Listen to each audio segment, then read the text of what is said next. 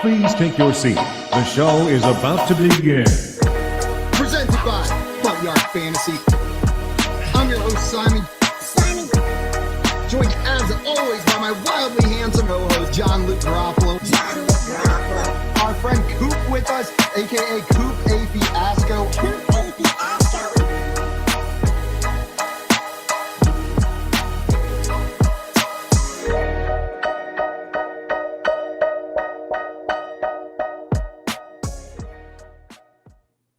Good morning, everybody, and welcome into the Front Yard Fantasy Morning Show here on Better Sports Network.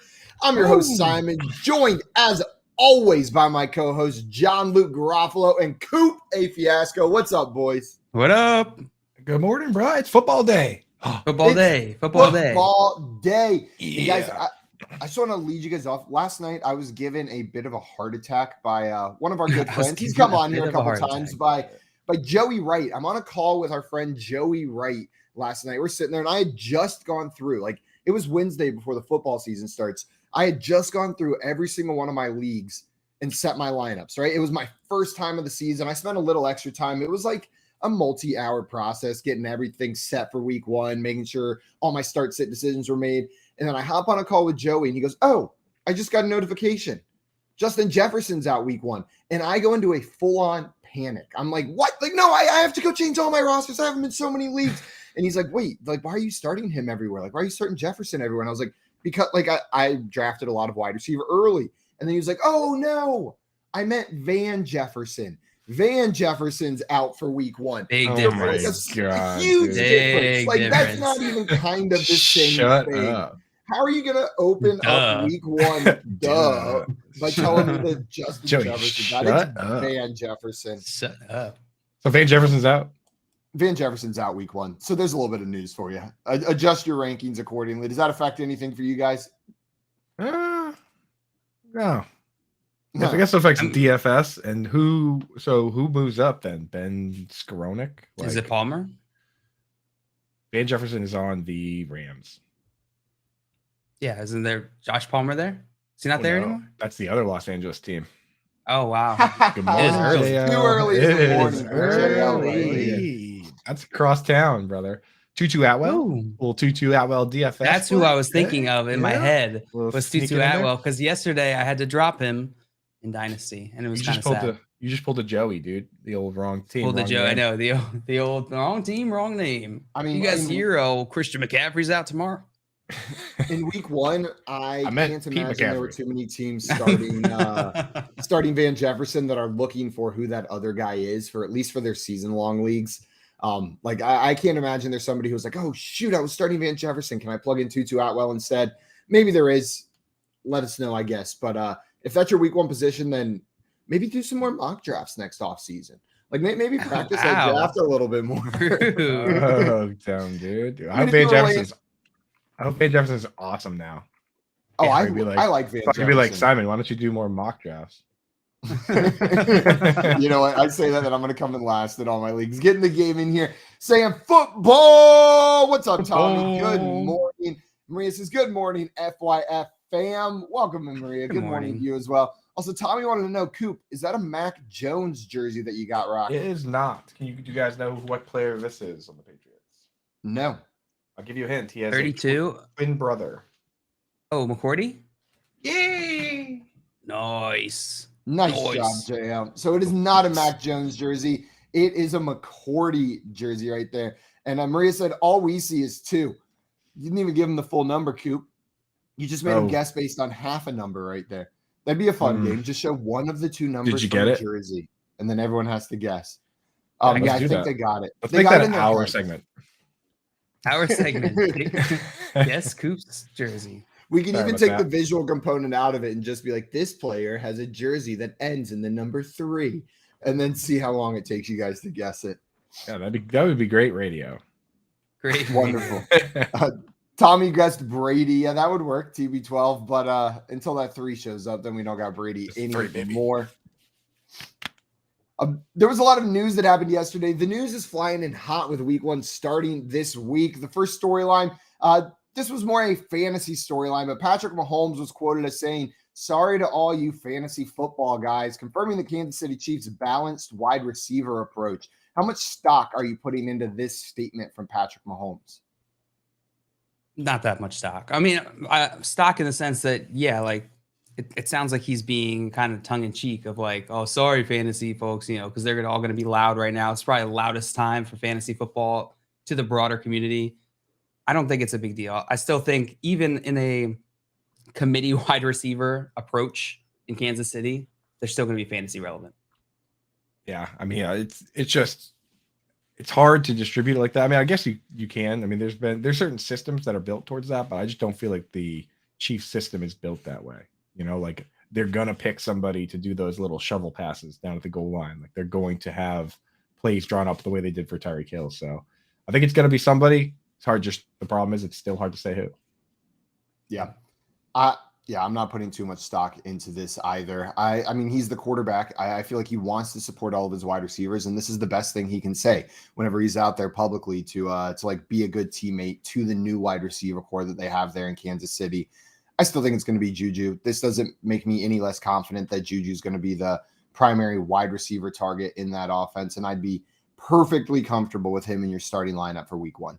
Like I'm totally cool putting Juju in my starting lineup week 1. Do you guys have any reservations about starting Juju? Or are there reservations? Yes. But I'm still okay doing it. But I want to see it. I want to see it in week 1. If I don't have to, if I have better options than Juju, I'm going to start them. Yeah, I will say this. Juju is right at that part of the draft where I've been getting a lot of start-sit questions with Juju in it. Like, because there's a lot of people that basically the ones I see most are people that have one running back or Juju. Like they're like Kareem Hunt or Juju.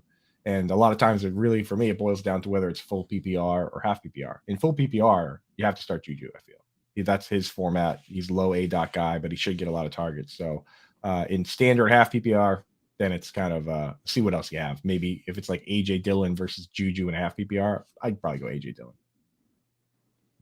What about let's do some name game a little bit. Juju Smith-Schuster or Chris Godwin? So we haven't been sure what his role was going to be in week 1. He looks like he was a full participant in practice, but they both got some questions. One coming back from injury, one on a new team. You throwing in Godwin week 1 or Juju Smith-Schuster? Juju. If I have Juju, there's no reason to start Godwin. If it's like Godwin against somebody that's like way down in the order, then it's more of a question, but that's close enough where you don't start the guy who hasn't played all offseason. What about Juju Smith-Schuster or Hunter Renfrow week 1? Who are the Raiders playing again? That's the big one. That they're playing the Chargers. The over-under is like 52. Chargers, that's right. 52 and a half. I think I would go Juju in that situation. I think the upside for Juju is higher than Hunter Renfrow, so I'd be okay going Juju, but it's pretty close. I'm starting to suspect that getting the game, our tomato-eating friend Tommy is a Raiders fan based on some of the answers to these questions. We're on 2 days you, in a row now. Tommy, is that that true? He immediately says Renfrow. Yeah, I can tell by those emojis that it's true. Look at that goofy face emoji Tommy just made. Tommy's being so silly so early in the morning. You little rascal. Yeah, we got you. Silly little Raiders fan in the chat. I'm starting Juju just because I still believe in Waller, and we know Devontae Adams is going to be the primary focus. That team could I talk about this all the time, how rare it is to have a team that has 3 players get 100 plus targets. If I was going to pick a team, I would pick either the Raiders. I'd probably pick the Raiders, and I'll leave it up to you guys. So, like, if you were going to pick a team, so for instance, last year, based on Pro Football Focus, no team had 3 players all get 100 targets. In 2017, no team had to happen. 2018, 1 team had to happen. 2019, 1 team had to happen. 2020 was a rare exception where 3 teams had to happen. But last year, no team had to happen. I would pick the Raiders. Who would you guys pick if you were going to pick a team if you had to guess which team would have 3 guys all get 100 targets? 3 guys all get 100 targets. The Bengals are the first one that come to mind as a team that could have 3 players that get 100 targets. But who would be that's the just third? Because there's 3 top-tier pass catchers, and I think they're going to be a relatively good offense. You think Boyd will get 100? That's the third player who could. Know what I mean? Like Coop said, this is an exercise, and sometimes this doesn't even happen in a year. But if we're just talking teams where it's a possibility, you think it's most likely? I think it's most likely for the Bengals after the Raiders. An example of how rare it is that like the teams that did it aren't necessarily even the teams that you would think either. Like 2018, only one team did it. It was the Giants, and it happened because Odell got 100 targets, Saquon got 100 targets, and then Odell got hurt. And while Odell was hurt, Sterling Shepard just barely crossed over 100 targets. Like it doesn't always pan out the way you think. I think Tommy's got the right answer here in the chat. The Bucks. That's a good pick. The Bucks is probably because I'm sure Evans and Godwin were close. Yeah, it could be Julio Jones, could be Gage. I'm not sure. Yeah, totally fair. Guys, the next thing I wanted to talk about, we've got the New York Jets quarterback Zach Wilson is likely out until week 4. So we found out that he's likely out until week 4. Joe Flacco is to start the season opener versus the Baltimore Ravens and a couple more games after that. When I first heard this news, I'm sorry, Zach Wilson, but based on all of the reports coming out about what the players were saying, the wide receivers were saying about the person throwing them the ball, I'm excited for Elijah Moore a little bit more going into this week because of this Joe Flacco news. I feel a little bit more comfortable plugging Elijah Moore into my starting lineup than I did whenever Zach Wilson was the presumed starter. Are you guys adjusting your rankings at all for this news that Flacco is going to be starting for the Jets for the first 4 weeks? Did I hear this correct, Simon, that you are a Flacco stan? I'm not a Flacco stan. I just when you're comparing big Flacco energy. Flacco stan sounds like someone a country. is better than Zach.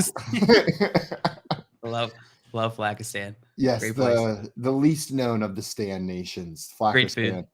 No, I'm not a Flacco stan. If saying you like someone more than Zach Wilson under center is a stan of them, then there's a lot of people I'm a stan of, JL. That's a long list. That one, it's too close. You know what I mean? Like we're not talking about like Patrick Mahomes to Chad Henne here. You know, it's like Wilson to Flacco to me doesn't really move the needle enough to adjust my rankings for the players. Yeah. So it's less about like upping his ceiling and more about a comfort level. Like I feel a little bit safer with Elijah Moore with Joe Flacco under center. Like I feel like there's less unknown in this offense that it's going to be just a complete bust from the receivers this week with Flacco under center. But you're right. It's not like this is some crazy upgrade or the number one QB went down and we've got someone who's 4 times worse than them hopping in. So we'll see how much that actually ends up affecting things. I see that the Chiefs last year, Coop, almost hit that 3 guys with 100 targets mark so that we were talking about. Mecole Hardman had 83. Do you think the Chiefs are a team that could do that now that we're talking about Patrick Mahomes saying he's going to spread the ball around? I know we didn't buy into it too much, but do you think there's a world where the Chiefs have 3 100 target guys? Hey, dude, the thing is, I've been tracking this for a while, as you can tell by the fact that I just rattled off all the teams that have done it. There's 83 isn't necessarily that close, right? Because that means in a 17-game season, that means he's getting less than 5 targets a game, which means that we're talking he needed 5 more games to get 100. You know, so the guys that are close, like the Cowboys were super close, and some places like Pro Football Focus, I think actually has them over. Sorry, not Pro Football Focus. Pro Football Reference actually has them all with 100. Pro Football Focus takes out like obvious throwaways, so which to me aren't targets, right? Like if you're just throwing it over the guy's head to get it out of the back of the end zone, that shouldn't be assigned as a target, in my opinion. So, but the Cowboys were close, but there are teams that finished in like a couple guys with 100 and one guy with 90. But yeah, 83 to me is not particularly close. And I think this year, I do believe that they're going to spread it out enough that you get Travis Kelce gets 100 and maybe one more guy. I don't think you're going to have 3. I think the only route to getting 3 is a Sky Moore second half of the season ascension. You know what I mean? Where like he has a slow start as a rookie. Someone else is that main guy first half of the year. But if Sky Moore has that, like he comes on towards the second half and he takes over as the primary receiver, that's the only route I can see for the Chiefs getting there. After looking at this for a while, the other route could be Travis Kelce gets 100 in like 10 or 11 games and then he gets hurt. That is one of the main ways that you see 3 guys get it, and it's not it's kind of a fake one, but that could happen because once Travis Kelce goes down, now there's so many more targets for everyone else that you can get there that way. But that's happened a couple times, like the example I just gave.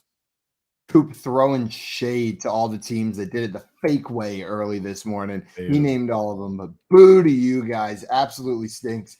We found out yesterday that Darren Waller is not listed on the injury report for the Raiders. I know we've already talked about this game a little bit, this being one of the offenses that could have three players with 100 targets. So obviously we think there's high pass volume here and that Waller is going to be part of that. So is this all go ahead, plug Waller in as your week 1 tight end starter, not worried about it at all? Absolutely. If he's not on the injury report, I'm definitely plugging him in. I mean, if he was playing, I was plugging him in. If you pay up for a tight end like that, you start him. Like that's been my philosophy, is that I'm the big proponent of drafting 2 tight ends if you wait, but if you draft one early, you've made your bet already. So get him in there. How are you feeling about Darren Waller this year? Like we talked about the new additions in Davante Adams, Hunter Renfro's breakout last year. Is he close to that top tier of guys for you? I have him as my 5th tight end. I think he is in that tier in terms of ability. It's just, now it's more uncertain than it's been in previous years. Davante Adams is a force and he's going to get his target. So I think the difference now is that Darren Waller, what we always loved is that he was the one guy that was capable of getting like 18, 19 targets. He's the only tight end that has multiple 18 plus target games. And he has like 3 of them. Right. That's probably not going to happen as much now, but I think he's still going to have plenty of games where he has 10 and crushes for you. So I'm still in on Waller, but my philosophy on Waller is this all offseason has been, if you draft Waller, draft a second tight end. 1, because he's injured. 2, because they have Hunter Renfrow and Davante Adams now. And 3, because he has the earliest bye week of any team, week 6. The Raiders have the first bye week, and it's the same bye week as TJ Hawkinson. So you're going to be battling on waivers with another guy who probably drafted 1 tight end. So that's why I just want to get out in front of that and try and find somebody for that week or to start if Waller isn't what we think he is. And I don't know, that guy could be, let's say like an Evan Ingram or something could be the second guy you draft. I don't know, just a name. Just throwing a name. Just throwing a name out there. An Evan Ingram type, perhaps, An Evan Ingram type. Like say Evan Ingram. My sole goal for this show, like my number 1 goal, is to get Evan Ingram on air without telling Coop that it's about to happen. Like I want it not to be playing like Coop has no idea, and then we have a guest come up and it's Evan Ingram. That is my number 1 goal for what we're doing over here. Well, now I'm gonna be ready for it. Every morning I'm gonna wake up and I'm gonna be like, today's the day. Okay, Happy Evan Day. If you think I can accomplish that in a time period where you're still going to remember, then you probably overestimate my abilities right there. We did forget something about Darren Waller that I wanted to bring up. He has the best smile in the NFL as well. And if you just want some like joy on your team, if you want to be watching players on the TV and just get a little like moral boost knowing that the guy just fully charming you with his smile through the national television camera, then draft Darren Waller. Start him in your lineup. I love that, man. You won't regret it. I feel like my aunt is a Rams fan, but she loves Darren Waller, and I think I understand why. I think it's the smile. It's the smile. It's just magic every single time. It's pure magic. Everybody, thanks for joining us this morning. We've got a lot more to talk about today. Tonight is the start of the NFL season. We've got Bills at Rams. So we're going to be doing a little preview of that game, talking about some of our favorite bets and maybe just some general bets for that one. And then we'll go over our fantasy expectations for that game tonight as well. We're going to play some more hypothetically later today. And our friend Will Rivera is joining the show to talk us through some of his favorite futures bets before that window has closed on the season. We'll continue our NFL rankings. And then we've got a new game that our boy Coop put together for us. We are playing Name or No Name a little bit later today. You're listening to Better Sports Network this morning. Stick around for all of that. It's Sports Talk done better. Moose, let's flip over to pools. The over 699.5 to get to 700. This has moved from a week ago it was plus 725. We're now at around 5-1, maybe 4.5-1, right? If you do implied probability, which we crunched some numbers, the implied probability would be 16.11%. That's an extra value, like an EV, right? So the other thing is versus righties batting 192 has 4 home runs, but versus lefties this season batting 385 and has 10 home runs. And that is with 142 plate appearances against righties and 104 against lefties. So less against lefties. I think this happens. I think he goes over 700. I also think that I have a list. I nerded out. I have a list of all the top guys that could potentially threaten 700. It's not as close as you think. Well, let's hear it. Let's hear it. Who's going to threaten 700? Giancarlo Stanton has 371 in 13 years. He's 32 years old. He averages about 29 per season.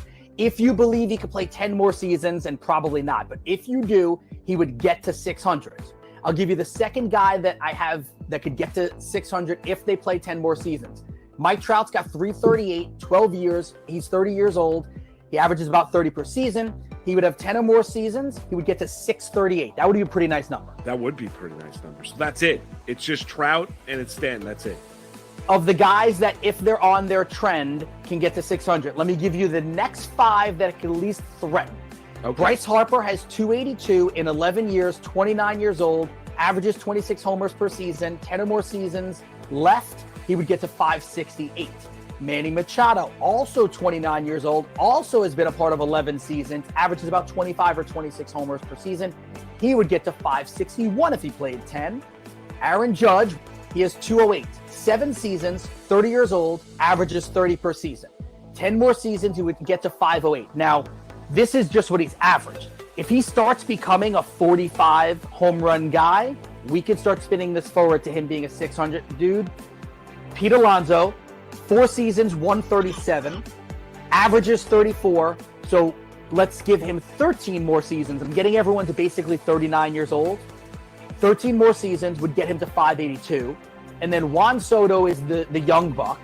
122 is his home run total right now. 5 years. He's 23 years old.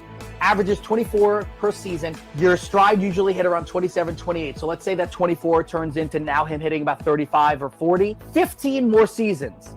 15 more seasons would still only get him to about 500. Wow. Call, chat, enter contests in real time. It's Sports Talk 3.0 with Better Sports Network.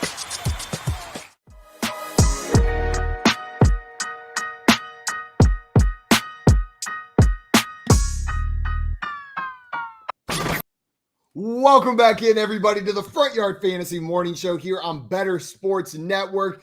We are going to be talking some Thursday night football. First, before we get into the details, the nitty gritty, we're going to be doing this all year. I just want to take a moment to be so happy that NFL football is back, real NFL football.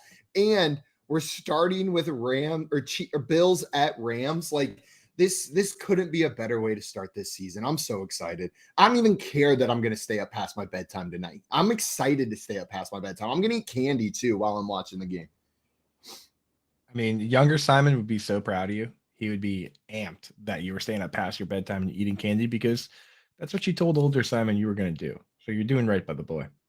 That is. I did try. I always try to make sure younger Simon would be happy. And at my first apartment after I graduated college, I built up this nice candy stash under my bed in a shoebox, just a sick candy stash that I could always go to.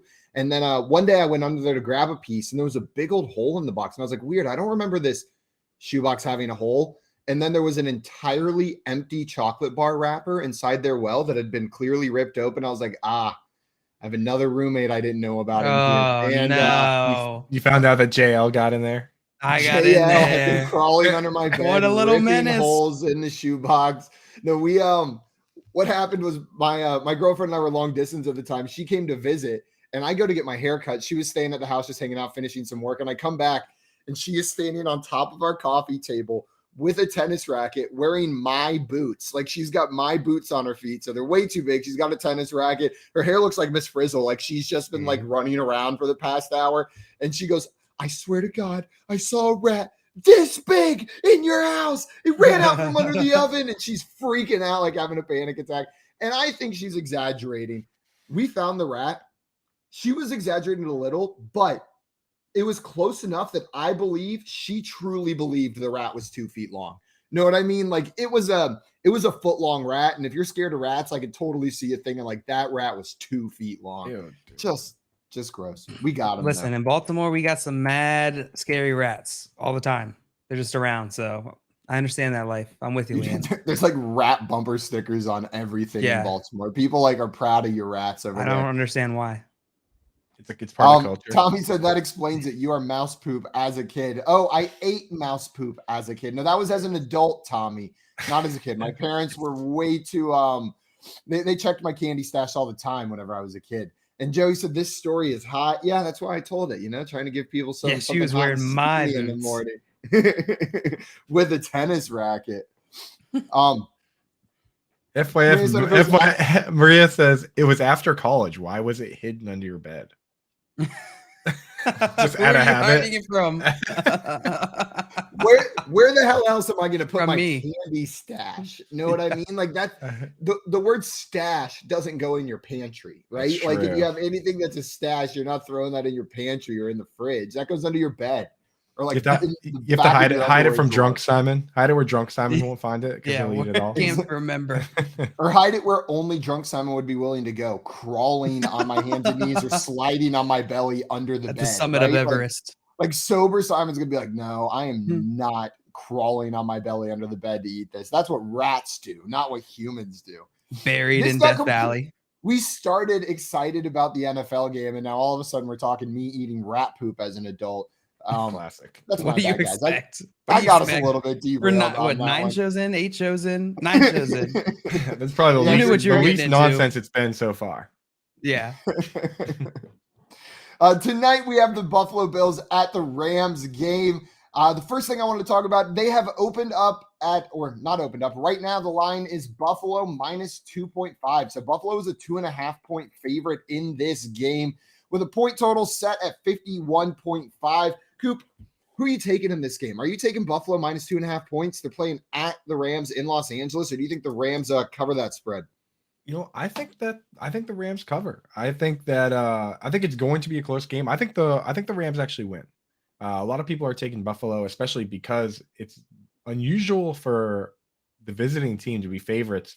In general, usually you get 3 points as the home team. That's the rule of thumb. So that line almost implies that they think Buffalo at a neutral site would win by 5.5, but I mean that's not possible. But 5 or 6. So but I do think the Rams are going to win. I think the first game of the season, you're comfortable at home. Stafford seems like he's ready to go. Most guys are ready to go except Van Jefferson. So I don't see why the Rams wouldn't take care of business. But who knows? I don't know, JL. Do you think the Rams win or the Bills? I'm going to take the Bills here. I'm going to take the Bills. I think the Bills are slightly a slightly more well-rounded team, which I think is obviously shown through this line here that Coop brought up.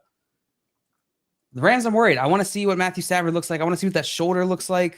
I think that the Bills are carrying a chip on their shoulder from last year. I think they're going to want to come out of the gate hot on this one, and I think they can. I think they're good enough to be able to compete with this Rams team.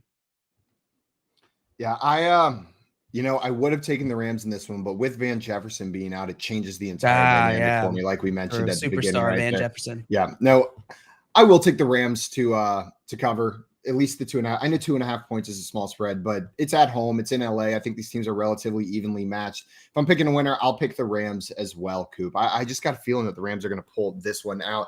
Do you think we hit? This is a pretty high point total set at 51.5 points. Do you think we hit that? Do you think we're getting the over? Are we getting a banger of a game to kick off the NFL season? As lame as it is, I would bet the under. You bet the under on this? Yeah, I would. I feel like they want you to bet the over. They want you to get excited about the game. It's more fun to bet the over, right? Especially as a neutral party. It's boring to sit there rooting for punts, right?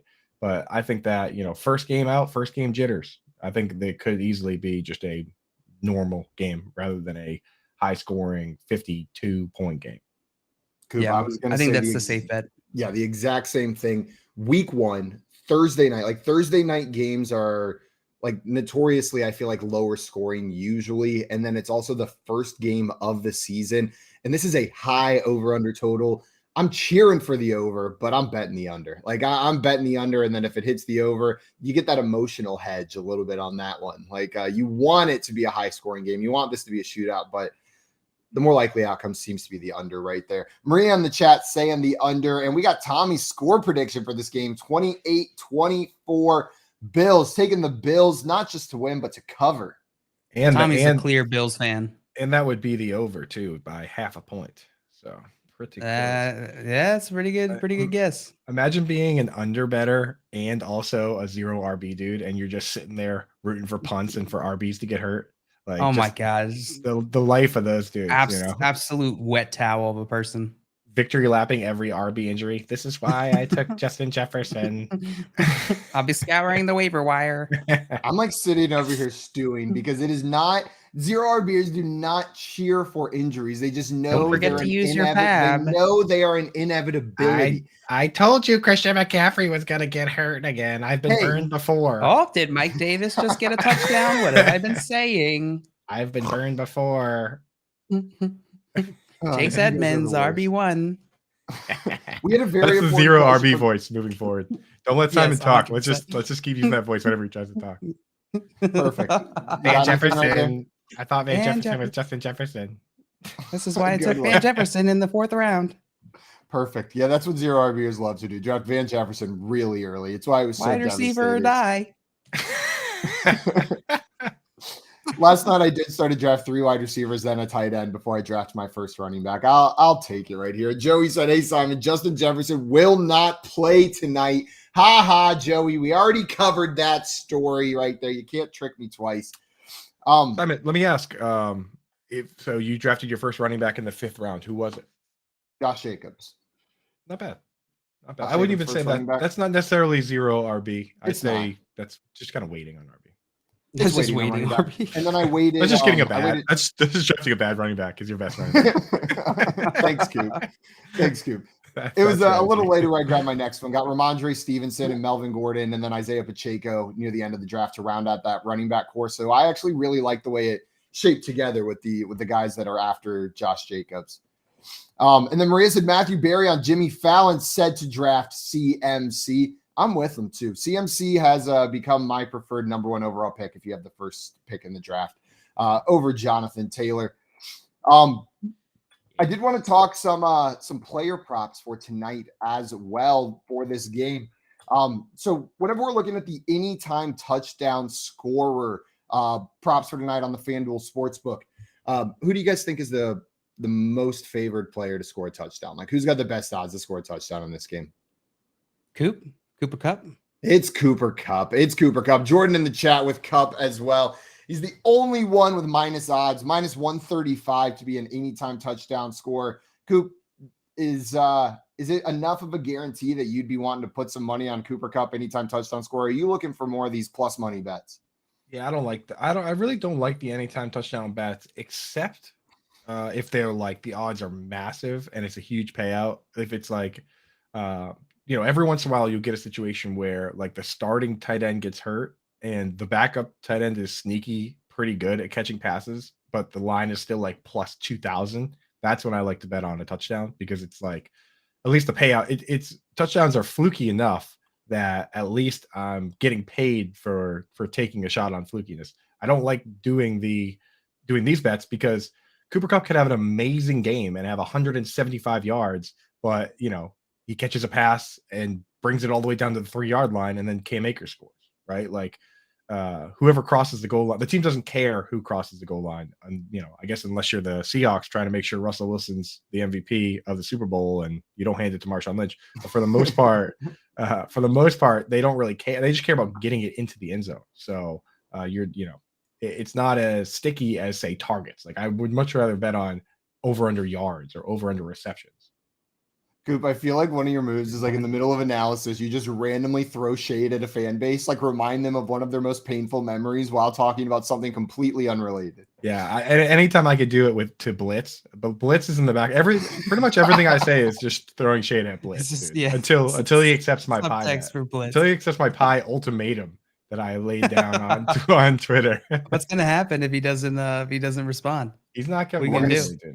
We're going to start a Twitter campaign. We'll have to get a hashtag going, like Coop Blitz or hashtag lock up Blitz. I already told you what I'm going to do. If the Broncos win, I'm going to put them on blast, and if the Seahawks win, I am going to block them. Perfect. Instant block. Instant block. I'll block them by halftime. Actually, if it's not going well, I think the spread is 6.5. 6.5. I can't take that risk. Preemptive. Get in the game. Tommy in here saying, I like Knox or Higbee for first score. Plus 1,300 for Knox, plus 1,600 for Higbee. Maybe with Van Jefferson being out, it opens up some more room for Higbee to see some additional targets. What do you guys think about these bets? Would you be taking either of these? And this is for first touchdown score, not anytime touchdown score. I think Coop's point about touchdown flukiness is very, very good here. I don't hate these types of bets, especially the first score ones, but you got to realize that it is more of a shot in the dark than some of the other bets. Exactly. Once you mix first score in there too, now you're literally mixing a coin flip into your bet. Yeah, right? yeah. You're betting on narrative. Betting on the touchdown is not risky enough. Let's sneak a coin flip in there too. And and also one of these guys is gonna do it. Is this your card? Right? Like I don't know, man. But if I was gonna pick one of those guys, I'd pick Dawson Knox. They, as I explained the other day, they crush with those RPOs. It makes it when the RPO is done correctly, it makes it damn near impossible for the linebackers to pick up the tight end before he can get open. So if the RPO is running, I could see Dawson Knox scoring the first touchdown. Yeah, I was trying to pull up his red zone numbers because I'm pretty sure they were extremely high. Number 4 in red zone targets amongst tight ends. Number Extremely 4, 19 efficient targets last year. Extremely efficient versus man-to-man. That's like I go through and I look at the stats and I say, is this something that can repeat? For certain guys, it's not. Like Robert Tonyan, the year he had all those touchdowns, it was mostly either uncovered or versus zone, and it was mostly just because teams were just forgetting about him, or they didn't care about him, or he scored 3 touchdowns against the Falcons when they were missing their top 2 safeties, and then their backup safety got carted off during the game. Like that's how Robert Tonyan got there. But when you look at Hunter Henry and Dawson Knox, those two are incredibly efficient first man-to-man, very good in those situations. So teams are going to have to start putting real cornerbacks on these guys in those areas because they tied for the league lead in touchdowns last year, and they could do it again. Yeah. Dawson Knox, he had a really high touchdown rate. According to Player Profiler, he's number 2 in total touchdowns amongst tight ends with 9, which is pretty significant. Now, I think the way it came for him, though, is like there are some players that just are high touchdown guys. Like that's the way they play. That's the way they're using this offense. And that's what it looked like to me with Dawson Knox. Like I know touchdowns aren't a sticky stat, but I feel fairly confident. Hunter Henry. Exactly. I feel fairly confident Hunter Henry is going to be close to double-digit touchdowns. I also feel fairly confident Dawson Knox gets close to that number. Maybe it's not 9, but in that 8 to 11 range seems pretty safe for Dawson Knox in my eyes. And when you watch certain players, they it's like you have to have moves. It's almost like being in the post in basketball, right? Where you have like a bag of tricks. I've seen AJ Green once go like this and put his hands up like this, and then at the last second, he reaches over and catches the ball over here. And the defender's got his hands all up in the middle, but the defender's facing the wrong way. So he literally tricked the guy into thinking the ball was here and then caught it right here, right in the guy's face, and just flipped it to him. And there's certain guys that are good at that. I mean, nobody in the history of this league, I think was better at getting away with pushing off than Jordy Nelson. DeAndre Hopkins. Jordy Nelson, DeAndre Hopkins is actually amazing at it too. Yeah, but that's the thing though. I mean, I feel like somewhere in the back of Julio Jones's mind, he's like too righteous to push up, and that's why he doesn't score. He's like he wants to play the game. A purist. Yeah, he's like I'm not pushing off, and that could be why he never really has these huge touchdown totals. But Jordy Nelson, Jerry Rice was very good at just hand check. He'll just pull your hand down, catch the ball, and then next thing you know, they're kicking the extra point. Wasn't it Julio Jones who a couple years ago had that absolutely disrespectful, he did rip the ball away from a defender's hands in the end zone? Yeah, and it was super disrespectful. You guys remember that? Completely sunned him, dude. I think it was against the Panthers, maybe. And the dude fell down. Fell down. He just literally just reached over him and grabbed the ball. Yeah, but that ability, and again, that goes back to what I was saying about Christian Watson. It's also timing with the quarterback. Right. They have to know your tricks. You have to know their tricks. You have to be on the same page timing wise. Christian Watson's not going to have that. I know he practiced this week, but you're not going to develop that in 3 days of practice. So just keep that in mind with Watson. He's a slow play. You have to hold him for a while to see if he can develop something. Yeah. I see Jordan in here in the chat saying Ben Skowronek is supposedly the wide receiver 3 tonight. And then Tommy coming in saying they've got the over-under for yards on him set at 19.5. Given the Van Jefferson news, given he's expected to be the wide receiver 3, are you taking the over or the under on that? I like What was I it? like that. That's a bet I like. 19 and That a half. dude, we've seen him flash, man. And the way he plays and the routes he runs, that could be one catch for that play, right? Like he's a he runs those kind of deeper routes. He had 11 catches last year for 133 yards. So that's 12.1 yards per attempt. That's not too bad. So he could get loose. Get loose. I'm with you.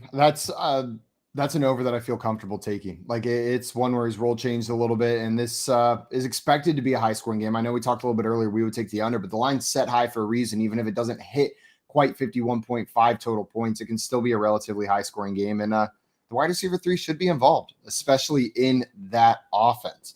It doesn't seem too crazy that they're going to get involved over there. The one other area that I wanted to hit on was the player to lead in rushing yards. So we've got a bunch of names here, and I feel like this one's a little bit tricky with these two teams. Like we've got two great teams, but the backfields are maybe a little bit more ambiguous than we thought they were going to be. I'll give you guys the top 4 or 5 names, and you tell me which one of these bets you prefer. They've got Cam Akers and Devin Singletary both at plus 200 to lead the game in rushing yards. Josh Allen is the next most favorite at plus 350. They've got Darrell Henderson at plus 500. And then James Cook at plus 1,600 to lead this game in rushing yards. So Cam Akers and Devin Singletary plus the highest one. Cam Akers, Devin Singletary plus 200, Josh Allen plus 350, Darrell Henderson plus 500, and James Cook plus 1,600. Do any of those pop out at you as a value, or who do you think has the most rushing yards in this game? I think if I was going to bet that, I would lean into the narrative of the Rams came out with a depth chart that had both Cam Akers and Darrell Henderson at the top, a little dual depth chart action. Whereas I think Devin Singletary still is the lead and starting back for the Bills. That's never been the question, right? Like that's never been in question that Devin Singletary would start. People are drafting James Cook because they think he can be like a J.D. McKissick. They went out to try and get J.D. McKissick in the offseason. So you're looking for the pass catching with James Cook, but I still think that Devin Singletary is a starter and he's a highly capable back. A dude that averages around 5 yards a carry. So I think that's I might actually sprinkle money on that Devin Singletary bet. I like the Devin Singletary side, and I would even be okay throwing maybe Darrell Henderson into this mix. There's a chance that they use him pretty heavily. When they did use him last year, he looked very good. I forget at what point in the season, but I think it was maybe like after week 5. He was leading the NFC in rushing yards amongst all running backs. So I think Darrell Henderson could be sneaky here, plus 500. Yeah, you guys hit exactly what I was going to say here. The Singletary one seems like the safest bet. He should be alone at the top of that depth chart. But if you want something maybe a little bit deeper, to Coop's point, they were listed as co-starters in that offense, and Darrell Henderson's the one that's a little bit cheaper, has a little bit better payback. And I see Tommy in the chat saying, I like Henderson, backfield less crowded over there. And Aiden, I see you over there in the chat. What's up, Ola? Good morning, my friend. Welcome in. Good morning, Aiden. We're going to keep talking some Bills Rams. We're going to talk more fantasy implications coming up shortly. And our friend Will Rivera is going to join us to talk some futures bets. It's that last opportunity. You only got a couple days left where you can be betting NFL futures today. So we'll be talking some of those with him. We will keep on going with our NFL rankings today. And then our new game, Name or No Name, is coming up. And as always, we are giving away an NFL signed jersey at some point during today's show. If you want a chance to win it, make sure you have the app downloaded. All you have to do is register and then hit the call in button whenever we say it is time. That's it. It's like one step. It's just super one easy button that you got to do. We are here live on the Better Sports Network. Stick around for some more Front Yard Fantasy Morning Show. And follow your fantasy team while you buy, sell, and trade collectibles in real time. Only on Better Sports Network.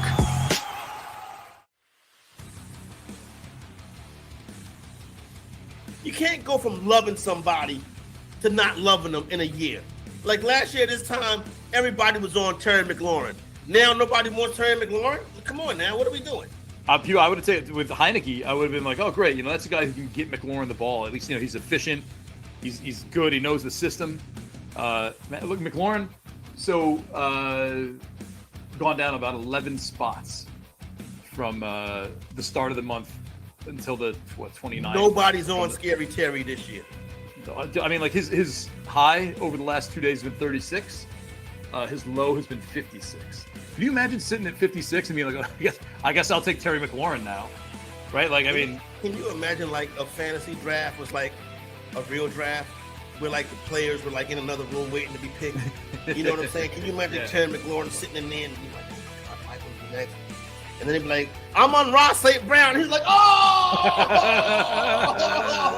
Terry McLaurin continues to sit in the green room. Let's go back. I believe that's Terry McLaurin's girlfriend and brother. McLaurin's he was supposed to. He was thinking he was go as high as 36 today. We're now on pick 49. Let's see who's about to go. He said you got to feel real bad. You know what I'm saying? For McLaurin, the McLaurin family. You know what I'm saying? His mom will be sitting there. They be having their head down and stuff. They have the rosary beads out. You know what I'm saying? Brees Hall's on stage trying on a jacket. and with the 57th pick of the draft, show your TDs picks. Terry McLaurin, and it's like, yeah! McLaurin gets his hat. Yo. With his hat. Hey, Front Yard Fantasy can't do this now, though. They can't. That's do right. This. That's right. Fake green room. We'll see about that. Oh man. Terry McLaurin sitting around some bar in the green room, and some bar till pick 60. You gotta feel bad for Terry McLaurin. What if you're the guy that picks 57th and you're like, oh man, I just missed Terry McLaurin. I just missed McLaurin at a steal. Brandon Cooks McLaurin it is. comes like, I'm gonna show the rest of the league. I'm gonna show the rest of the league how serious it is.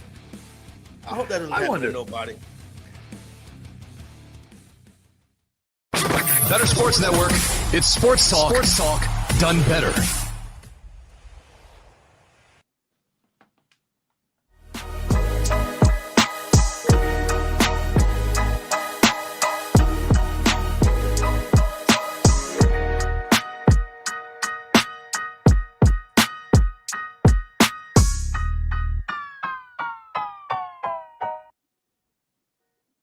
Welcome back in, everybody, to the Front Yard Fantasy Morning Show on NFL Football Christmas. This is Fantasy Football Christmas today. Thank you so much for joining us on the kickoff for the NFL season. I see Jordan in the chat coming in right away with I'm going to trade away my Terry McLaurin shares if I keep hearing them diss FYF during every commercial. Facts, Jordan. That's what I'm talking about. I have a question here. Why does our producer keep playing a commercial for a show that talks trash directly to us in the commercial? Yeah, and it seems like he's even going beyond what is normal here, because he plays it every single time. I think he wants to something's going knock on. us down a peg is what it is. He thinks our heads are getting too big. Yeah. And he wants to knock us down a peg. Or he's a secret agent. He's a double agent with Corey and Nando. They've paid him to slowly start sabotaging over here, I think is what's happening. What we got to do, guys, from now on, next time you go on a beautiful take in the middle of it, I'm just going to jump in and I'm going to be like, Corey and Nando's feet smells like cottage cheese, just in the middle of like beautiful takes. That way, if they want to put it in a commercial, we're just start throwing some shade at them. Yeah, just how do their feet smell so similar? I mean, I love how Keith is. I feel like out of everyone, I'm the most confident that Keith could be bought. Oh, for sure, dude. I think Keith would do it for free. I mean, based on the number of times that he called, would pay to do it. We've called for him to be fired. We've directly reached out to Matt Deutsch, said, please fire this guy. You know, I think that's probably constantly bully him over text messages. Bullying over text message, and anytime we can make fun of his Jets, we do so. Yeah, probably send us a really good idea for the show. Bro. Like he'll text us a really good idea for the show, and we say like, "Shut up, Keith," and then one of us or we just don't the same respond. Exact idea, and then we're like, "Oh, great idea, cool. That's Smart as hell." Slightly tweaked, yeah. Yeah. Also, I see Aiden in the chat saying, "I'm gonna hook up my buddies, tell them to tune in because I can't be the only one getting this knowledge." Hey. We appreciate that so much, Aiden. Get them in here. It's a party in the morning, starting at 7 a.m. here on the Front Yard Fantasy Morning Show. And Dennis is over there saying, "Welcome back, boys." And welcome back to you, Dennis, my friend. Well, we're going to talk some more Rams Bills here. And I wanted to start off this conversation maybe with not the most exciting players, but a start sit decision that I've been faced with in one of my leagues. Maybe you guys can help me out a little bit. I've been going back and forth.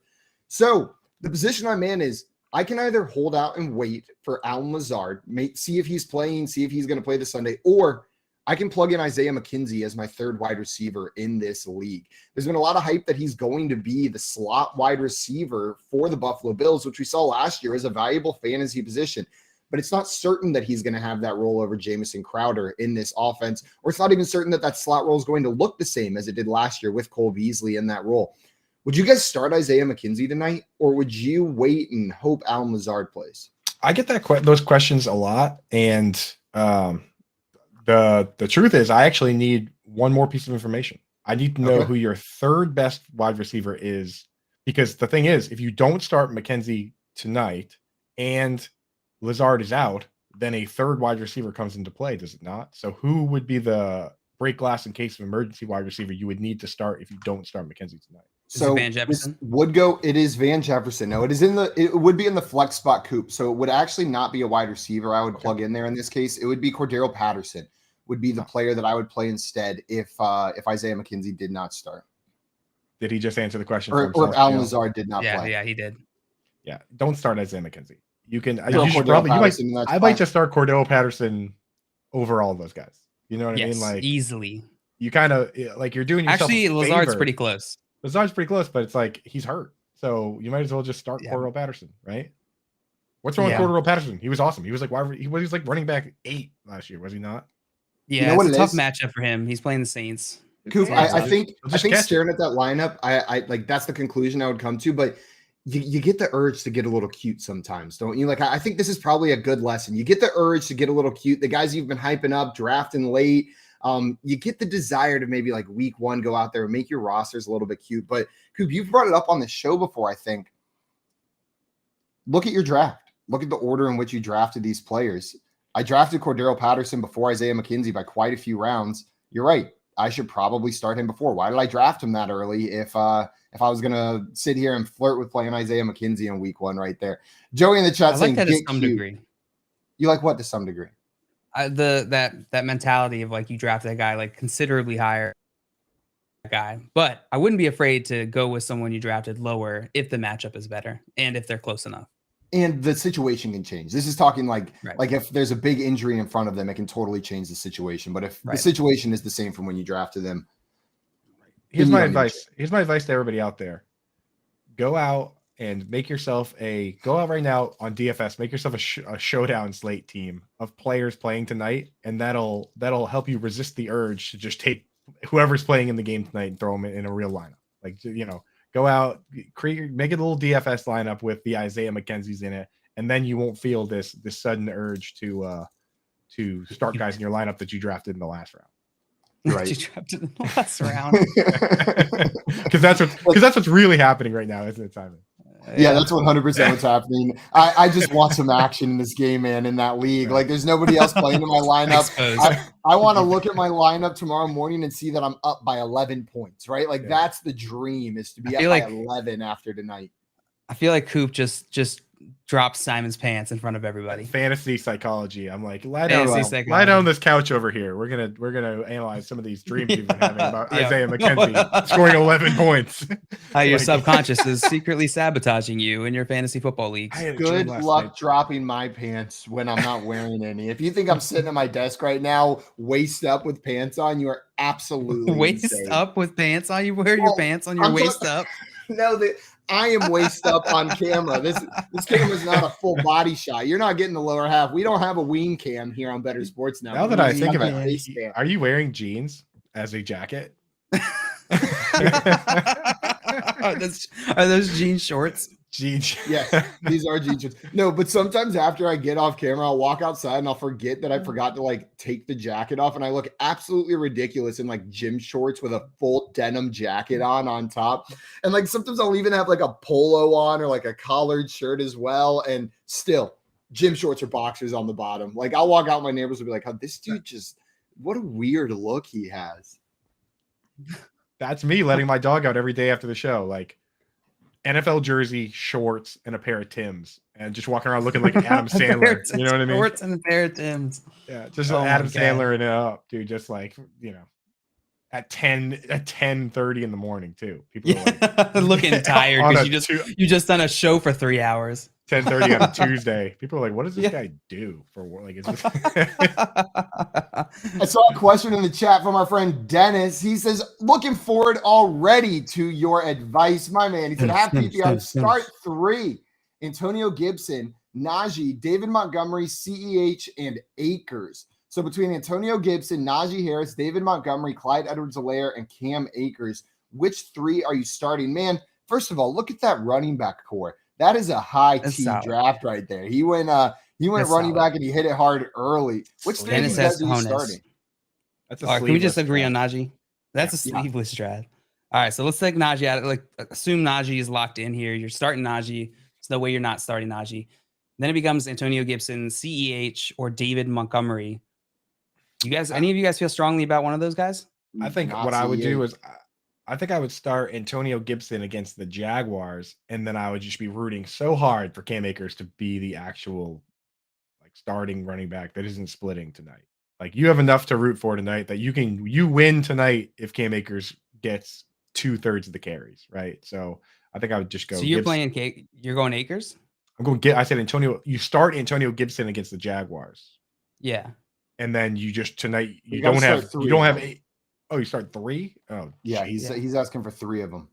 So so is Akers that third guy, or is it Montgomery or CEH? Could also be the guy that could be third. So here are the matchups. Antonio Gibson, as Coop said, is playing Jacksonville.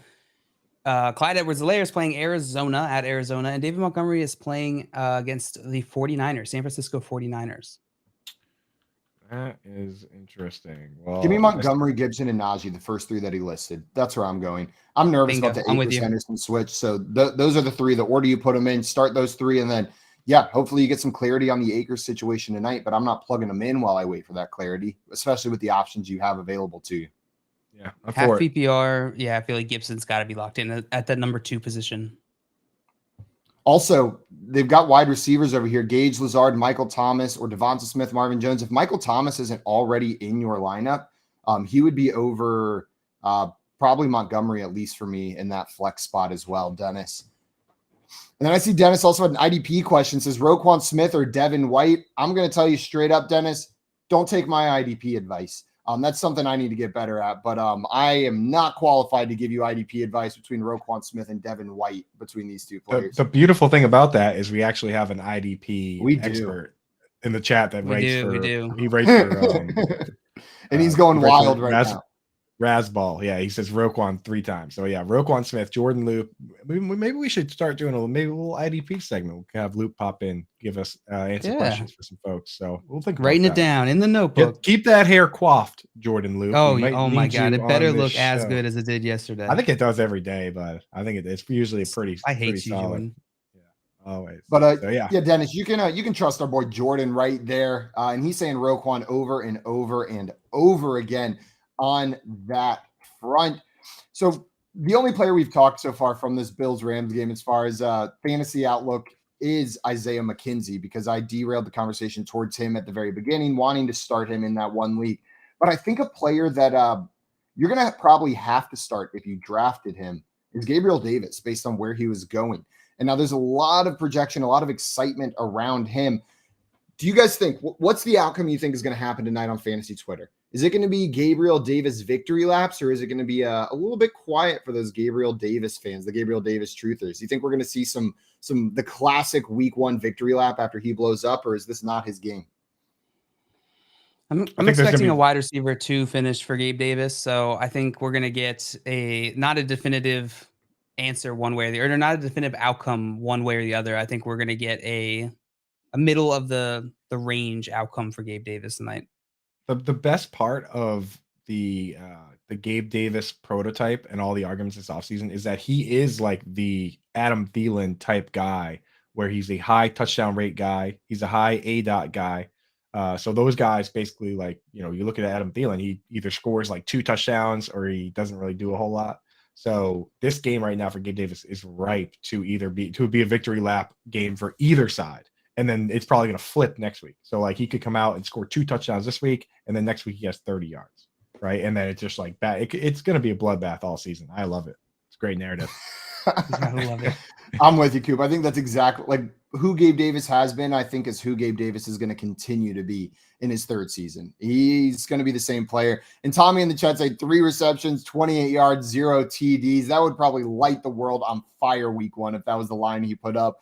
And Jordan in the chat saying, I've had nightmares that he'll outscore Diggs, Cup, and A-Rob tonight. Yeah, that would hurt. That would be a long night on Twitter if he's like the top scoring wide receiver in this game. Steven in the chat with a trade for us says he traded ETN for Knox and ETN and Knox for Pitts. I love this move. I'm totally cool with that move, Steven. Moving on from ETN with a lower tight end packaged in for Kyle Pitts. Coop, you're a tight end man. What do you think about this? Would you make that move? ETN and Knox for Pitts. I would only do that if ETN is not a guy that is part of my starting lineup. Like if he's like my 4th RB, or if I have like an amazing wide receiver in the flex, I would consider that. Otherwise, I would rather have, like, if ETN and Knox were both in my starting lineup, then I would not have done the trade, right? Like I like consolidating in leagues where it's like everyone's got great teams. Like your 6-man league, Simon, I'm sure a trade like this is an amazing trade, right? But you gotta know your format before you do moves like this, because if you could be making your overall lineup worse if the new guy going into your flex spot is significantly worse than ETN. Yeah, he added some clarity here. Said Robinson kind of scares me, which I think is fair. James Robinson there behind Travis Etienne. I'm not too worried about James Robinson. Travis Etienne's still gonna be the guy, and I completely agree with what Coop said. This is context specific. So I would completely depend on the league settings and the way you built your team in your league, your other league mates as well. If you're low on ETN though, and you have him on your team, like if he's a player that you don't expect to return value on his draft cost this year though, then this trade makes sense for you. Like this trade makes sense if you are a bit lower on ETN, Steven. So maybe I'm the odd man out here, but I'm totally okay with this trade, and I like ETN this season. But I like consolidating, grabbing Pitts right there. But hopefully what Coop said, hopefully ETN wasn't in your starting lineup. That makes this trade a lot more palatable. Aiden had a question for us. Wants to know, how are you guys feeling about Elijah Mitchell? Just announced he's fully healthy. He's a full go.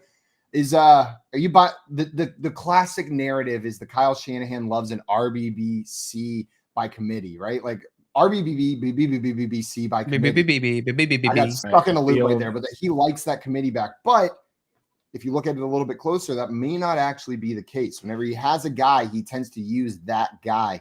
And I think Elijah Mitchell's that guy. I think he's the dude when he's healthy.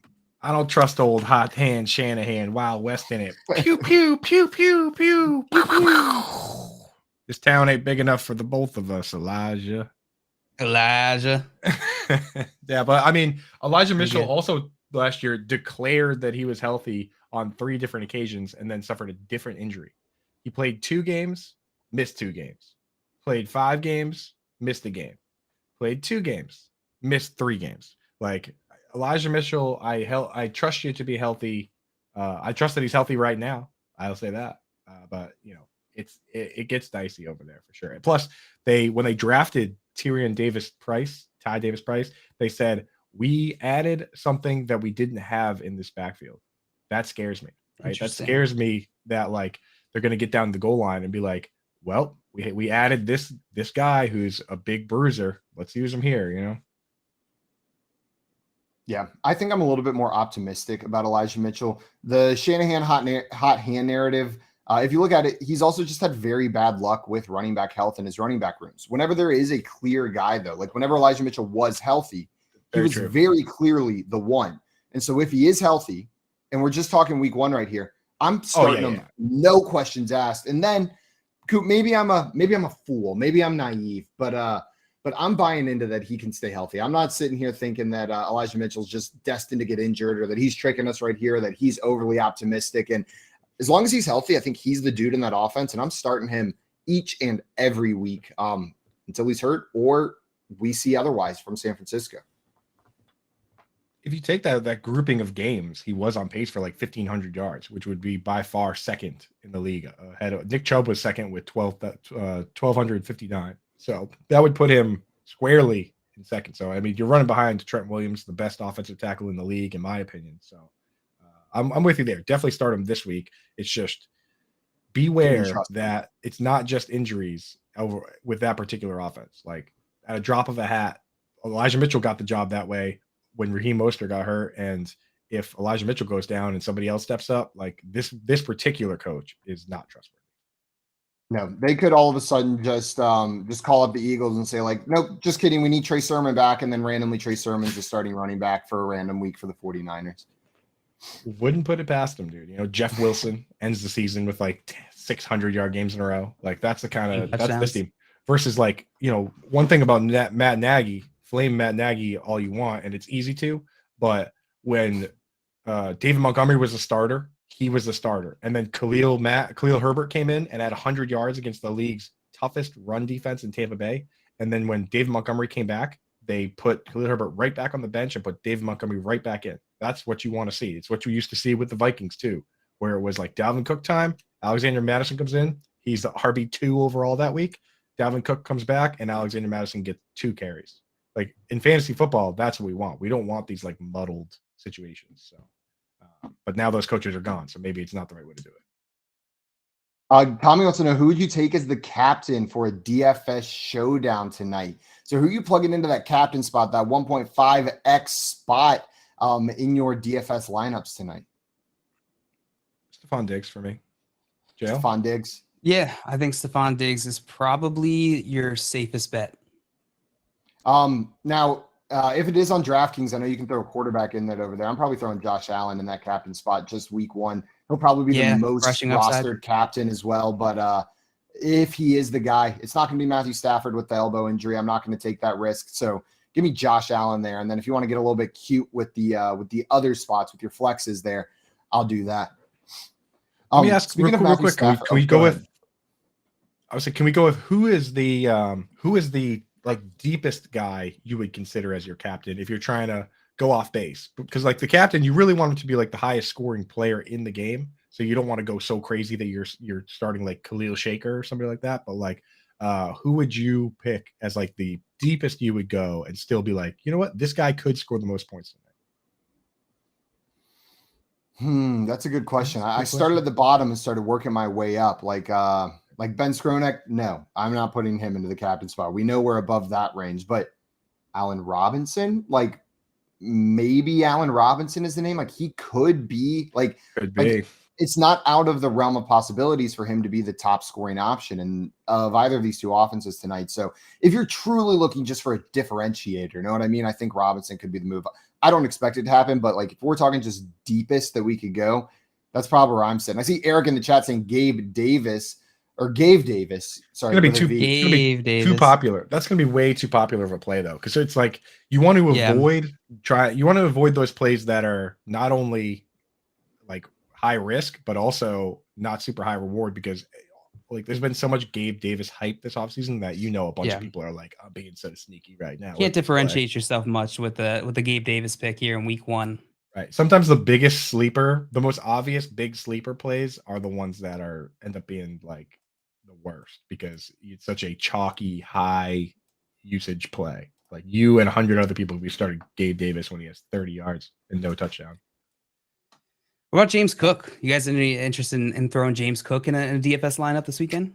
Lineup, but not in like a captain spot. But I'm interested in just late round guy or not single game slate. I think this is the exact spot where you start a guy like that, right? Like to get it out of your system. Be like, I had a little access to him. To get it out of your system. Get it out of your system. I saw Rendon in the chat had a question for us. So just got a trade offer. Would you trade Allen Robinson and Cole Kmet for Chris Godwin and Zach Ertz? So this is the same positions for same positions over there. Maybe an upgrade at one of the positions. Coop, would you be doing this move? Allen Robinson and Cole Kmet for Chris Godwin and Zach Ertz.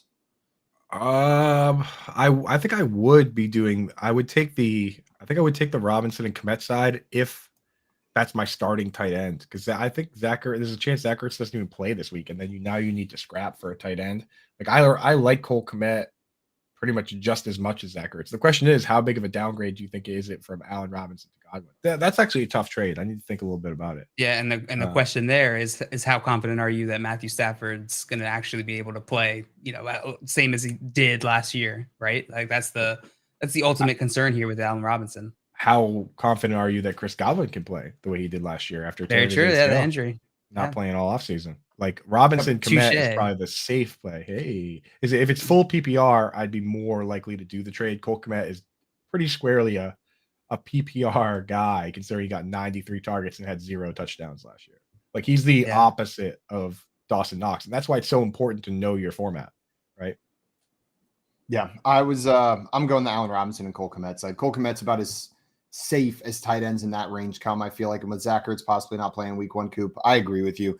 And then Robinson and Godwin are close enough to me. These are the kinds of trades that like I generally don't love making. You know what I mean? Just same position, very lateral position in the same tier for some of these players. It's I generally avoid making trades like this because I like a trade where both teams can come out like a little bit happier, right? Like a team that's weak at running back and a team that's weak at wide receiver make a move, and it can improve both teams, foster those trade relationships, and it makes it easier to come to an agreement usually as well. Whenever you guys got opposing strengths, opposing weaknesses, or opposing opinions right there. And Renan letting us know it's PPR. Does that change anything for you guys, or still sticking on the Robinson Kmet side? Originally, I was with you, Simon. I was going to just be like, nah, it's just a lateral move. It doesn't feel like you're really improving your team. The more we talked about it, I'm okay taking this trade. I do like the Godwin and Kmet side slightly more. Godwin so I would Kmet. take this trade. Rob, you guys both said different names. It's Robinson Kmet, Godwin, Ertz. God damn it, Jay. Okay. Yeah. So Robinson Kmet side. Yeah. That's what I would take that too. With us. Yeah. Unless you have, I'm saying I switched. Unless you have a crazy deep lineup where you're comfortable putting Godwin and Ertz on the bench, if that's how it shakes out this week, which it very well might. Like both those dudes might not play. Like if your team is so stacked that you have, your lineup doesn't change if those guys don't play, then go for it. You know what I mean? But otherwise, I'll take the guys that are definitely playing, right? Kmet and Robinson are fine, whereas Godwin might not play and Ertz might not play. Yeah. See, Tommy in the chat saying JL just makes his own rules. Yeah, JL lives by his own set of rules in everything that we're doing. Facts. One of these days, it's going to work in the games, JL. Like, I know it. You're just waiting to find that right set of rules that lets you win a game on this show. Yeah. It's going to happen. I don't play by anyone's rules, not even my own. Not even my own. No one can tame me. Not even me. Not even me. One more question I had for tonight. JL, you mentioned it whenever talking about the receiving options for the Rams, but there's concern about Matthew Stafford's injury. If you drafted Matthew Stafford, let's say maybe you drafted a little bit earlier this offseason. I know we probably haven't been drafting him as much lately. Are you starting him? Who was it? Matthew Stafford, the quarterback with the injury. Stafford, I'm going to try and wait if I can. Matthew Stafford, I don't know that the upside is there in week 1 against this Bills defense to justify it. If you have a better option than Matthew Stafford, Bingo. If you do not, I'm fine starting Matthew Stafford. Bingo, brother. So if in the league, in the situations where I'm starting Matthew Stafford, he's like a bridge quarterback to rushing upside. So like I waited at QB and I took like a Matthew Stafford and a Justin Fields, or a Matthew Stafford and a Tua. I mean, this elbow situation for me is just enough juice to start the Justin Fields guy, which stinks because you did, like, I was doing it where I was going after guys like Stafford and Derek Carr because of these week 1 matchups, where I was like, oh, I can start the guy that's safe in Stafford or Carr in these like 52-point shootouts and see if Justin Fields can blow up. But since I've drafted some of these teams, the tables have now turned to where Stafford is now the risky play and Justin Fields actually feels a little safer. So that's how it goes sometimes. It'd be like that sometimes. It'd be like that. Matthew Stafford or Jameis Winston? Stafford. Is Jameis Winston fully healthy? Like, because I know he was limping in the offseason. He's got new legs, new eyes, magic legs. He's been fully healthy? That's where we're So at. here's the most recent headline. Whenever I just Googled Jameis Winston, it says Jameis Winston has some odd thoughts about the human body. So does that answer your question, Coop? Yeah, start Stafford. I want to pause the show right now to find out what Jameis Winston's odd thoughts about the human body are. Like what is it? Does he think like the liver's full of spaghetti or something? Like what could be an odd thought that deserves its own headline? And Eric, you're saying, how have you not seen that? I guess I did not see it. I haven't watched it yet. That's my homework after the show. Yeah, to get yourself fired up for the football starting, go watch some Jameis Winston pregame speeches, specifically the eating W's speech. Have you guys heard that one too? Oh, yes, yeah. Oh yeah. Yes, And then, of course I've and heard then the eating one. the other one that you got to watch is the rhyme one, where he does this like kind of like slam poetry, and they kept the mics going afterwards, and you see Ryan Fitzpatrick where he's like, Winston goes to Ryan Fitzpatrick, he's like, "What'd you think?" And Fitzpatrick was like, maybe a little long, might have gone on for a little, long. Definitely check those two out, bro. Those two will get you all ready for football today. I've not seen that second one. Oh my God, I'm so excited to watch it. I'm Oh, going to you watch gotta him watch talk that about the one. human body, and then I'm going to go watch him do some slam poetry. We are going to be talking with our friend Will Rivera in a little bit about some of our favorite futures bets. He's going to bring some of that betting knowledge, get those futures in before it is too late. And we're playing some hypothetically as well. We'll continue our NFL rankings a little bit later and then playing our new game, Name or No Name. Also, if you're watching this and you haven't done so already, make sure you have the Better Sports Network app downloaded, because at any point during today's show, we could be giving away an NFL signed jersey. Not just we could be, we are going to be giving one away. Have that app downloaded. Hit the call in button whenever we say it's time. You guys are listening to the Front Yard Fantasy Morning Show here on the Better Sports Network. Follow your fantasy team while you buy, sell, and trade collectibles in real time. Only on Better Sports Network.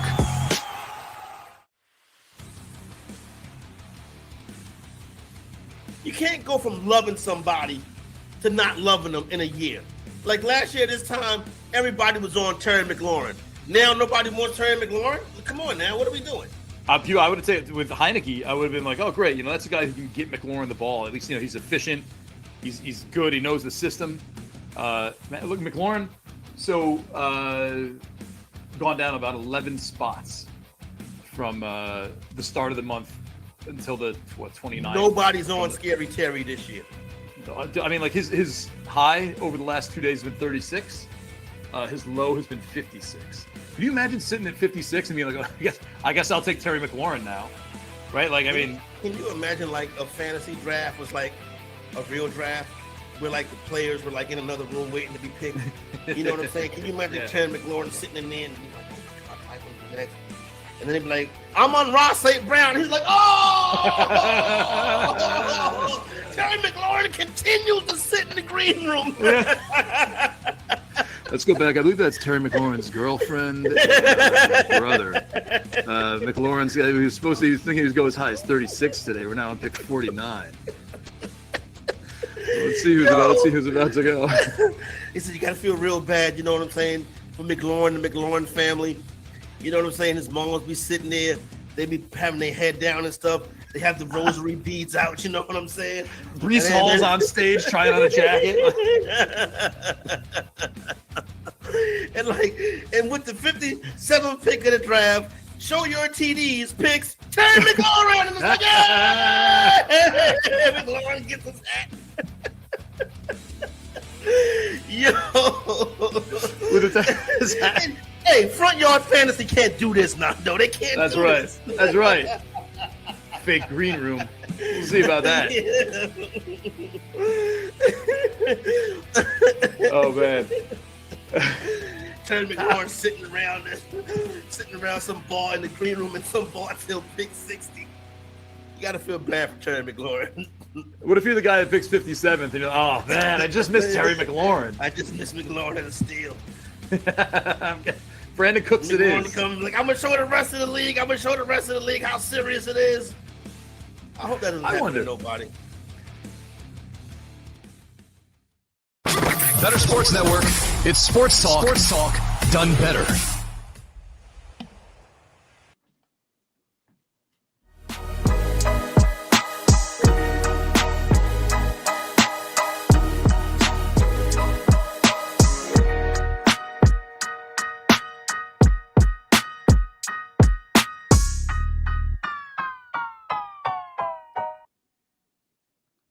Welcome back in, everybody, to the Front Yard Fantasy Morning Show here on Better Sports Network. And Coop, you're going to like this update I have in the for you game right now. So when I said at the beginning of the show that my goal is to get Evan Ingram on the show, I wasn't just talking out of my butt. I've started trying to make moves to make it happen. Okay, so I went to high school with Evan Ingram. I thought you were about to pull him on. No. But I got an update from my mother. You know what? She's super well connected in the community. She's a teacher. She taught at schools where he went. And I thought maybe, she's got a connection. So she sent some feelers out to some friends. And she's got a friend who was heavily involved with my high school's football program whenever he was there that she reached out to. And they're gonna get back to us they're going to get back to us on maybe some contact there. So we've got a connection who might have a connection that could get us connected with Evan Ingram. Here's where I'm at. I'm like running out of ways to bet on Evan Ingram. So last night, over the last 2 days, I've been going on over the last month, actually. I've been going on DraftKings to that like Rainmakers game with like the NFT cards and just like buying up all Evan Ingram cards for cheap and like going for like I have like the number 4 ever card that came out in that game of Evan Ingram's. So I got a stash. If he blows up, those cards could be worth like, I don't know, $3-4. Let's go. You could 1.5x your money on those cards. No problem right there. That is kind of the fun part about sports cards, right? You can just go grab the players that you think are gonna blow up before they do it. Maybe some of those post type sleepers are like some of the perfect guys to go grab. Coop, is there anyone else that like you think if you were looking to buy some cards of someone who could blow up, who's you could probably get the cards for cheap now? Who would it be? I've been in there doing it. Like I've been in there, making my fiance very angry with the cards that I've been with the amount of my savings. With the amount of digital cards. The funny part is because I've done this before on Tops had a very similar game, and then they were just like, "Hey, we're not going to do it anymore." And I was like, "What about the cards?" He's like, "You can still look at them." I was like, "Oh, cool." So, but yeah, I've been for like $1. I've been buying guys like guys that are young-ish. Like Travis Kelce didn't have his first 1,000-yard season until he was 27, right? So there's a possibility that some of these guys haven't had their best season yet. I mean, I'm going out, I'm buying Hunter Henry cards for $1, Evan Ingram cards, Kenny Golladay. Like maybe there's a possibility that all this Kenny Golladay talk is just talk, and there's a difference between being overpaid and getting $20 million a year versus being a guy that should be getting like $10 million a year, but still being pretty okay, right? I'm buying DJ Chark cards. Like why can't maybe DJ Chark is the best wide receiver on that team? It's not crazy. Oh, I hate that, Coop. But it's so very possible though, right, JL?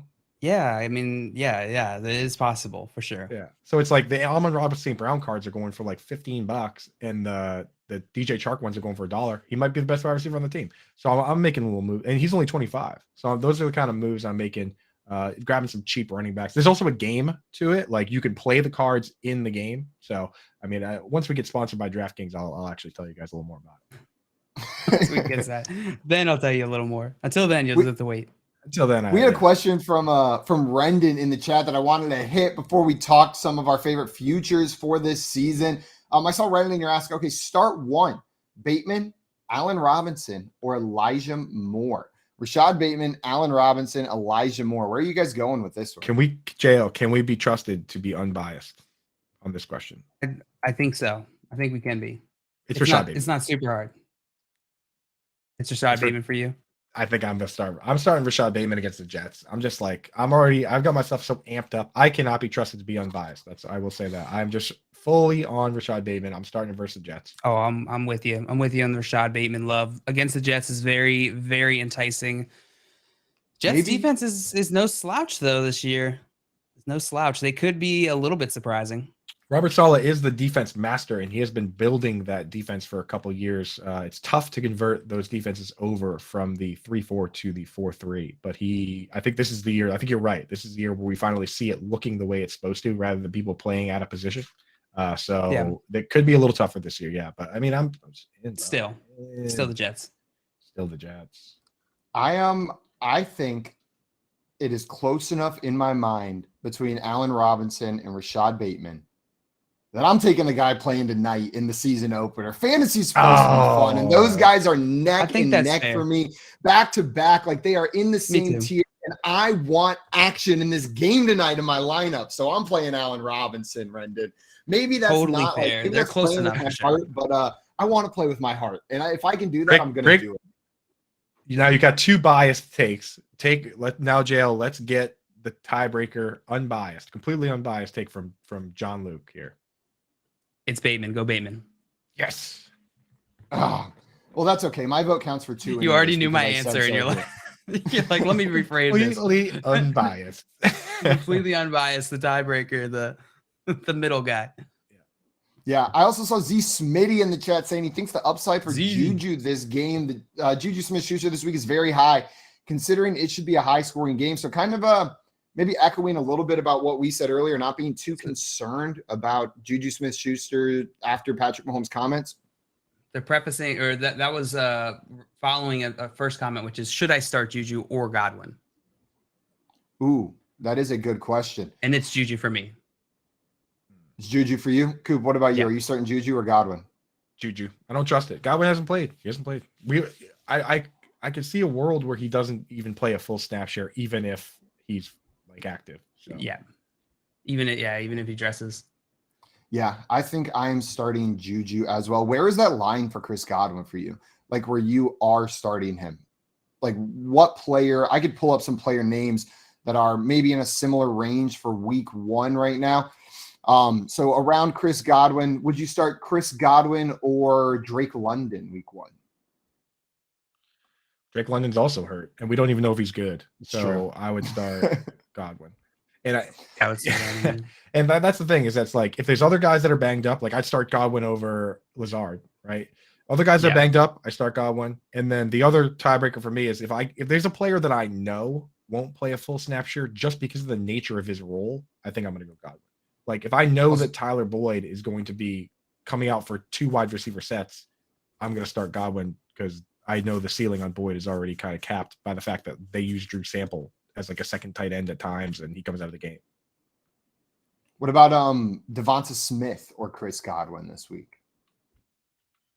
Wide receiver 2 on that Eagles offense. Who are the Eagles playing? What did I say about asking impossible questions? The Eagles are playing. They're playing Lions. the Detroit Lions. Yeah, they're playing the Lions this week. Yeah, I'll go Smith. Yeah, I like that too against the Lions. You're going Smith right there. And I see Jordan in the chat saying, I have a decision of Godwin or Nico Collins, and I'm actually considering Collins. I'm going Godwin, Jordan. I am going Godwin on that one. That's where I think like maybe that would be me trying to get too cute. Is it a possibility that the Nico Collins outscores Chris Godwin? Sure, especially coming off that injury. But I'd rather, like, which decision would I be more mad about? That's the filter I put some of these through.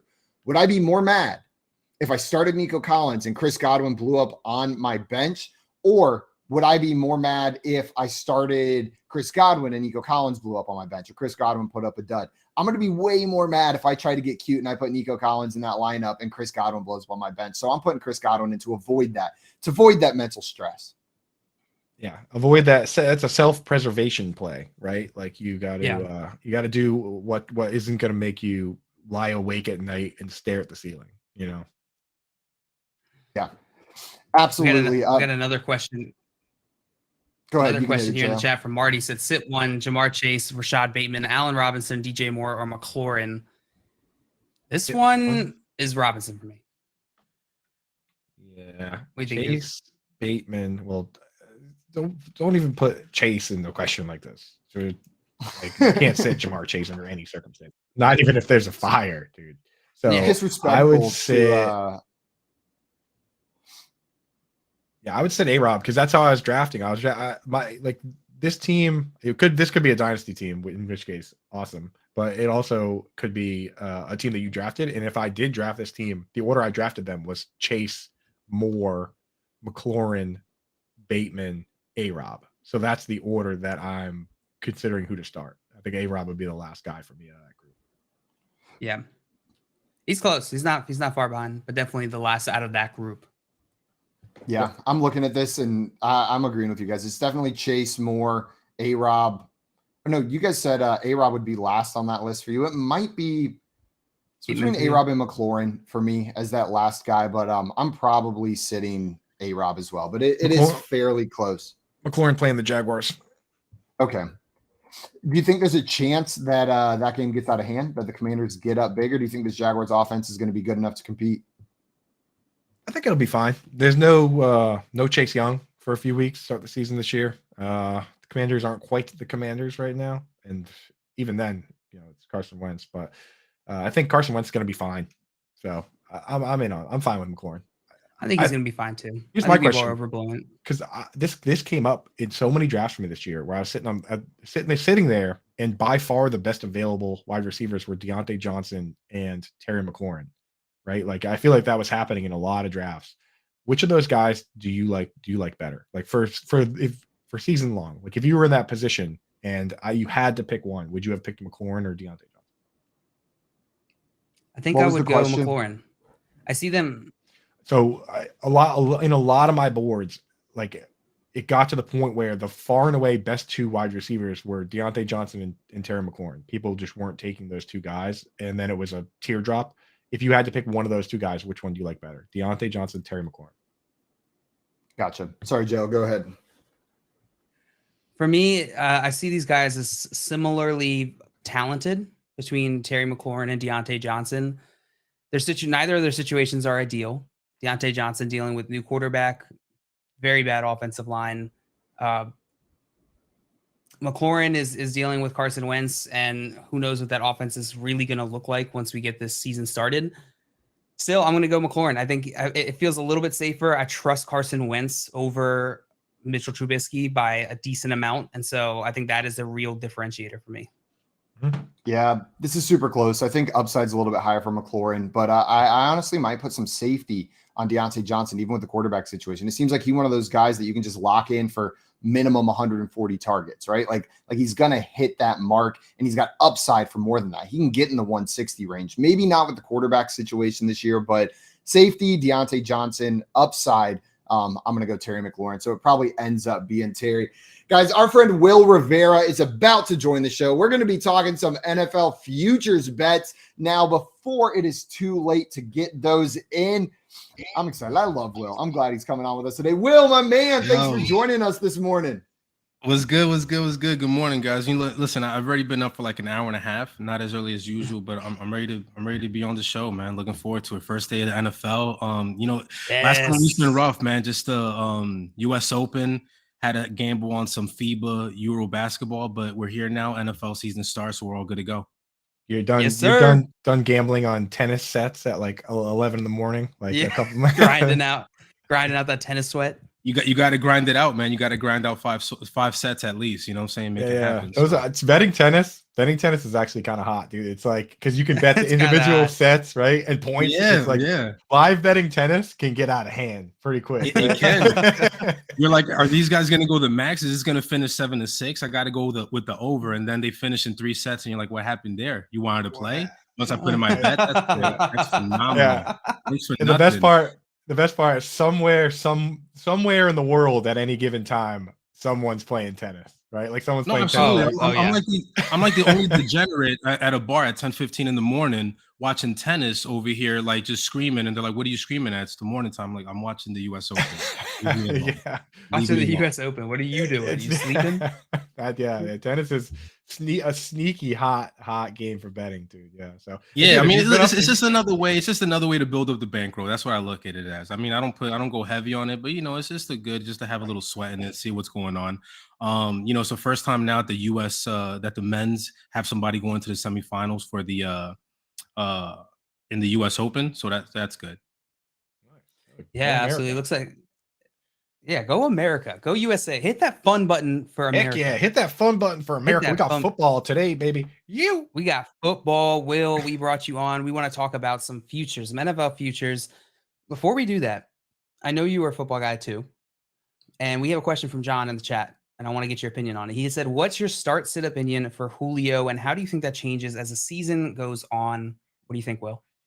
I'm high on Julio, man. I'm high on Julio. I think he's You are? frustrated from. Listen, I mean, just think about it. I think his last 2 seasons, right? I mean, the last season in Atlanta where he had all the yards in the world and only saw the end zone like one time. I don't even know what was going on there. And then last year with Tennessee, obviously things didn't turn out the way that he wanted it to. So I think that this year being with a TB12, and then obviously he still has something left in the tank, is just it's been unfortunate that he's been on teams that haven't been that good, or with quarterbacks that haven't been that good. So obviously we know that Tannehill and also Matt Ryan at this point in his career don't match up with TB12. So I think he's going to have a breakout season. I actually love him, and we're going to get into this a little bit later. I like his season prop for his receiving yards, and I have a little bonus for the viewers today. Ooh, plus odds, man. Plus odds, man. All plus odds.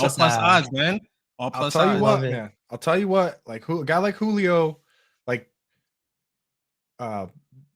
with currently healthy guys, there's a reality that he just doesn't get hurt this year. And we've seen guys like Larry Fitzgerald have a couple, injured years. We saw Jerry Rice tear his ACL like 31 or whatever, and people are like, oh, here comes the decline. And then all of a sudden, boom, he's back. And I said this on the show the other day. If you're Tom Brady, dude, we look at Julio Jones and we're like, oh, Julio Jones is old. Tom Brady is 45. He looks at Julio Jones, who's 33. Yeah, he looks at Julio Jones. The guy's 12 years younger. He's like, look at this young whippersnapper I got here on the squad, right? It's like that's wild. Yeah, absolutely. I'm not like me nowadays. I'm not even getting into the whole injury history and everything, because with the advancements of medicine and technology, I mean, you see these players come back much faster than they did in the past, right? And they perform sometimes at an even higher level than before, right? So Julio Jones was a beast. I mean, dating back to his time back in Alabama, been a beast when he was in Atlanta the first several years, and then obviously Matt Ryan and that offensive line has some issues, but I think he's back to it. He's back to it with TB12, definitely for sure down there in Tampa Bay, and I think it's a Super Bowl or bust, as it should be for these guys in their last years of their career. We got noted ageist Kevin Tompkins. I think it actually says in his Twitter profile. Ageist. I think it says ageist in his Twitter profile. Noted ageist Kevin Tompkins in the chat says Brady and Julio can share a discount prescription card. Good, thank you. Discount prescription weighing card. in, dude. Yeah, give me all the dusty wide receivers. I want them all, baby. Adam Thielen, Julio. Bring back Antonio Brown. Let's do it. So are you guys starting Julio this week? Are you confident enough to load him up? DFS lineup maybe, but where he was being drafted, I didn't have to. I didn't draft him as one of my top 4 or 5 wide receivers. So probably not gonna play him that way. I don't know. What about you, Will? Are you going there?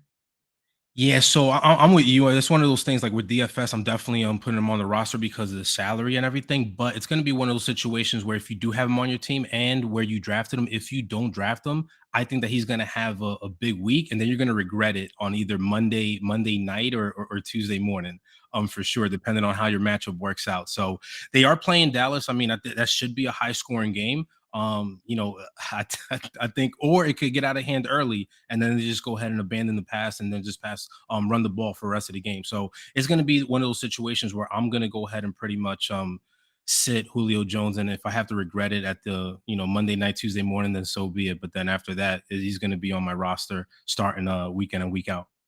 Yeah, I mean, last year that was a shootout week 1. That was a great game week 1 last year. The Cowboys and Falcons. That was awesome. Oh my God, what the Cowboys had like 58 passing attempts or something that game. We were all like, "Oh man, here we go! Here comes the season." I think it might be more the same, man. There's a lot of injuries down there, and I'm in Dallas, so I think that they're going to have to abandon the run early. I'm not sold on Ezekiel Elliott. People make a big deal out of drills, and I'm like, well, these guys are professional athletes. What do you expect them to do?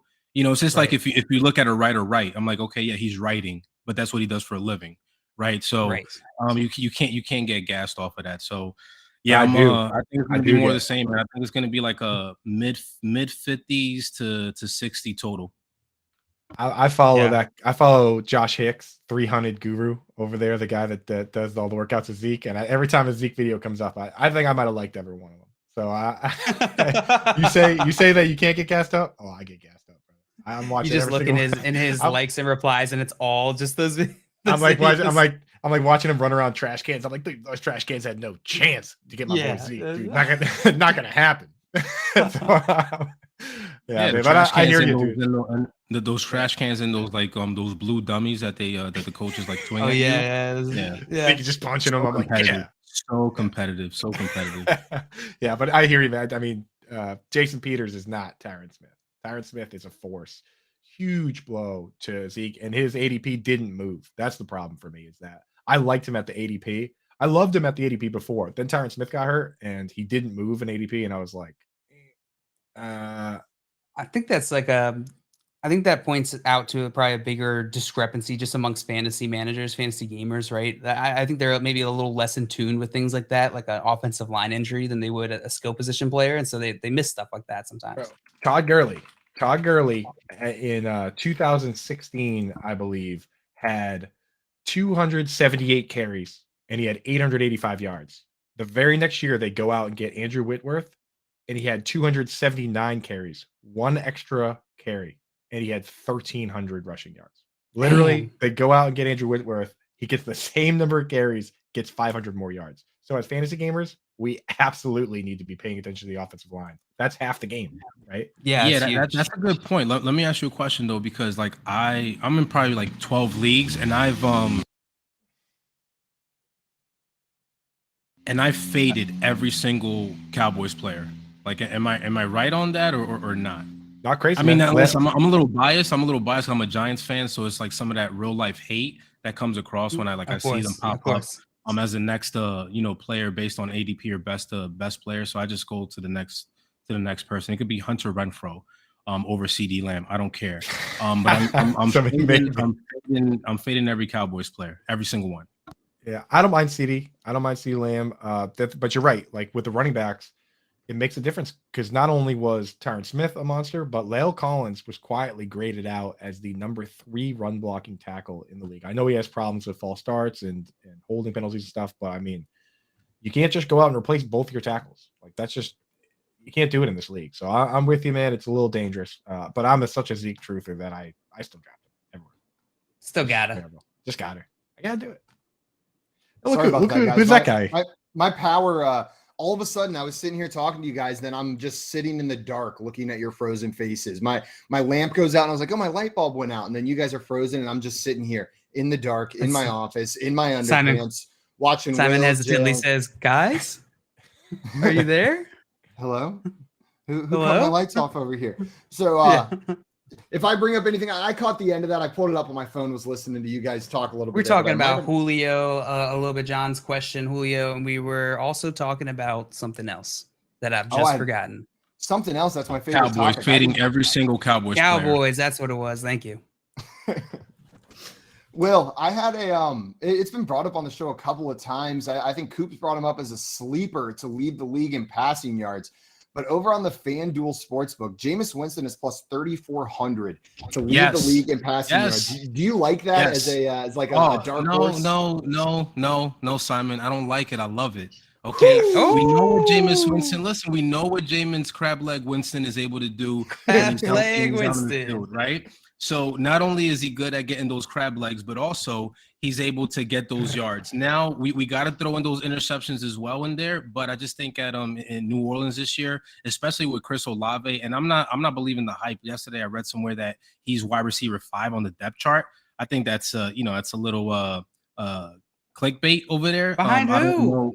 I can't even name you any other wide receiver besides Michael Thomas on that roster. So if he's wide receiver 5, I'd be in.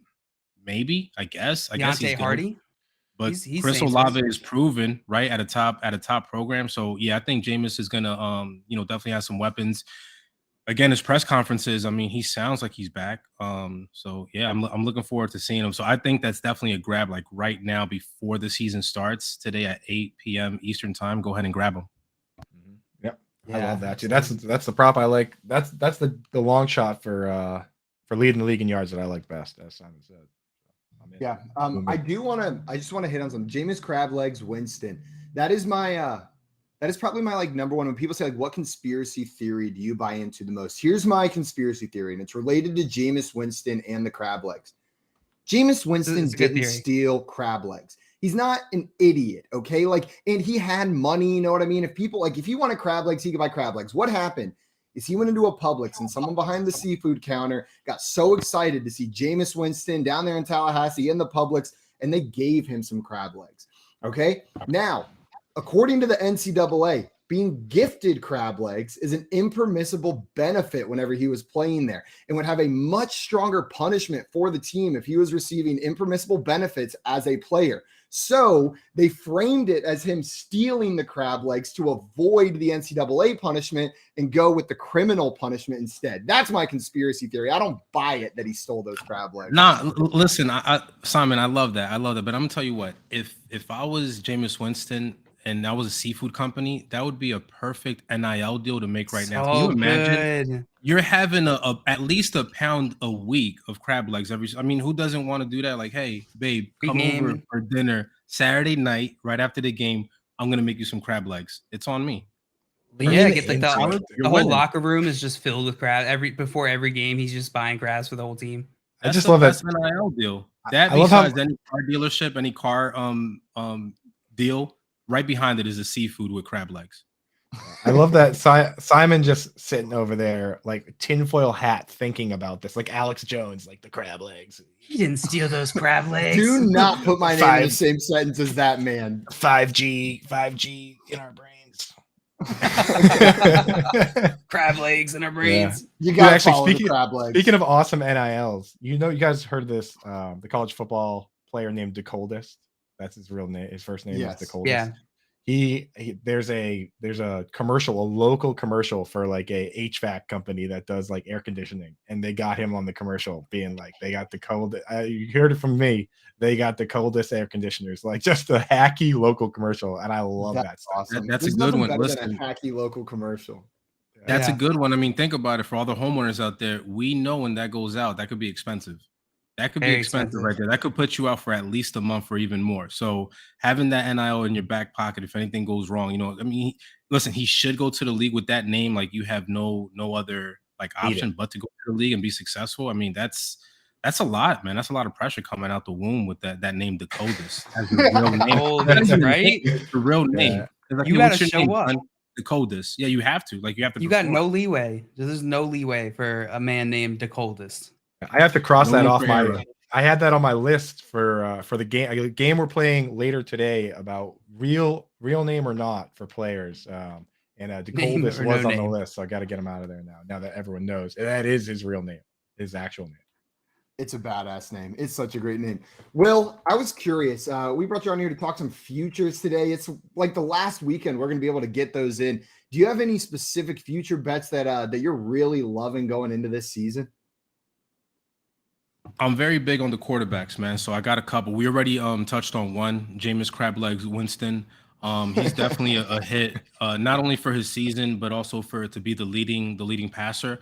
I also like Russell Wilson, and I'm getting all the odds on FanDuel, just for the simple fact that Russell Wilson is in a great situation. I think, now he has a great offensive line. He has some weapons out there, skill position players, right? And Sutton, Judy, also Williams and Gordon coming out the backfield. Those guys are known pass catchers. He's set right now. The line is at 4,050.5 passing yards. I like him to go well over that. I'm looking for him to finish around 45-50 for the season. And we also know that he's able to be a very accurate and precise passer when he gets running out there. So I like that. And then Derek Carr, listen to this. His line right now is set at 43.50.5.